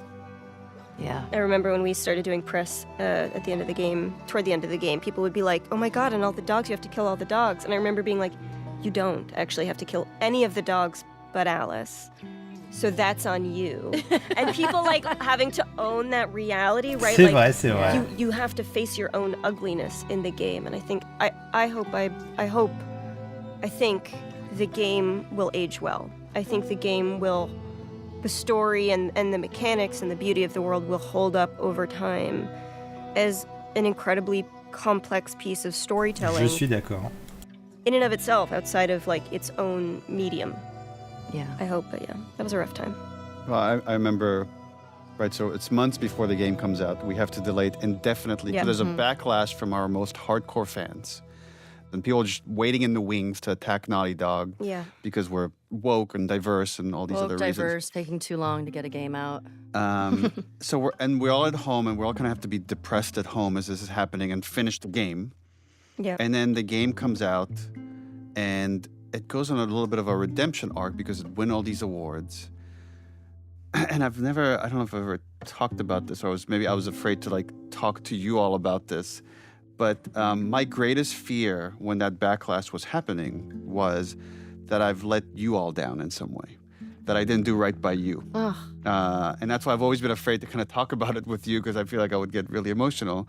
I remember talking with Troy about it because I'm like, dude, I apologized to him. I'm like, I feel like I did you wrong. And now you're like, and he's like, no, what are you talking about? Like, I love this thing. Like, I wouldn't change a beat. But, you know, we all had our share of all sorts of things that were really awful to deal with at the time. And when people ask me, like, was it worth it? Was it worth doing this whole thing? And when I think about myself, I say, yes, I would do it again in a heartbeat. I'm so proud of this thing. When I think about what you all went through, that's the one thing that gives me pause. That especially you, Laura, what you went through. That's when I'm like, I don't know if I would put an actor through that again. Bah putain, c'est it chaud. Sucks that that's kind of the world that we live in, but I ça pourrait être à cause de ça so much that I felt terrible for what you were going qu'on through. pourrait ne pas avoir de Last of Us 3. Les gens sont trop cons. But then, you know, when you started winning all those awards, I was like, I hope. And again, I was so afraid to talk to you about it. I'm like, I hope that's some sort of vindication. Oh my I gosh. hope. Yeah. Yes. And, you know, like I said, I think it's just time, right? Yeah. When it first happened, it was not a good time. No. But, God, I forgot. But I mean, I'm that was... still like, But I love it.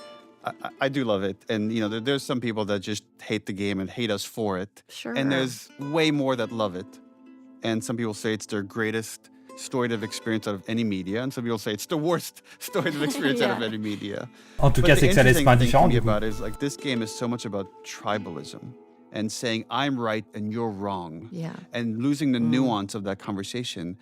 And so much of the conversation, years later now, people are still arguing about it on that level and not seeing the irony that they're kind of proving the point of the story, the way they're arguing about it, about whether Joel was right or Abby was right or Ellie. And it's like, no one was right, no one was wrong. It's just messy and gross in the way that these conflicts usually are.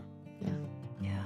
I feel like looking back on this, it's so funny because I think when all of the backlash was coming out, I had a similar feeling like you did, which I think I told you, where I was like, it's my fault. What? I fucked it up. What are you talking about? Well, it's just, it's such a, like,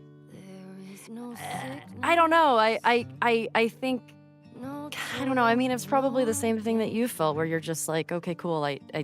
When it really just doesn't have anything to do with you. It's a lot of people, like Laura was saying, a lot of the frustrations that people were having and the timing that we were in. But when I think back on this game, I love both games so much, but I feel like the story and I don't want to say the message of the game because it's like there's so much to say. I'm so proud of what we all made. And I think as I get older, I still feel like this is going to be something that I hold so dear because of something that we were able to accomplish and the story that we were able to tell, especially in a video game, and that it's a bunch of, badass women Qui déchire les doigts that aussi. are taking on this world, and it's a perspective that you don't see a lot, especially in video games. And as hard as that time was, I'm so proud that we got to be a part of it, that I got to be a part of it. Yeah. I regret every moment. It's the worst thing I've ever done. I guess maybe to wrap it up here, it's a joy. It's been awesome working with you both. I can't wait to do it again on whatever project we might do in the future, but there's a reason that I keep coming back to working with the same people over and over again, because one, you try to find talent, but maybe even more important than that is you want to enjoy the people you work with. And despite we landed the plane, even if the landing was a bit rough with what happened there at the end. Again, just looking at myself, not for everything you've experienced, I would easily do it all over again. Same. No. Well, you're out. Well, I left. I would do it all again, but I would not have a Twitter account. Tu m'étonnes. Maybe that's the final lesson of Last of Us Part 2, Yes. which is Get off social media. Get off of social media. Ouais, c'est un bon résumé. Well, Putain. after several hours with us, this is the end of our commentary. Thank you for hanging in there. I hope you got Bah ouais, some c'était très insight into cool. our process. As you can tell, we're very proud of this game. Until next time, endure and survive.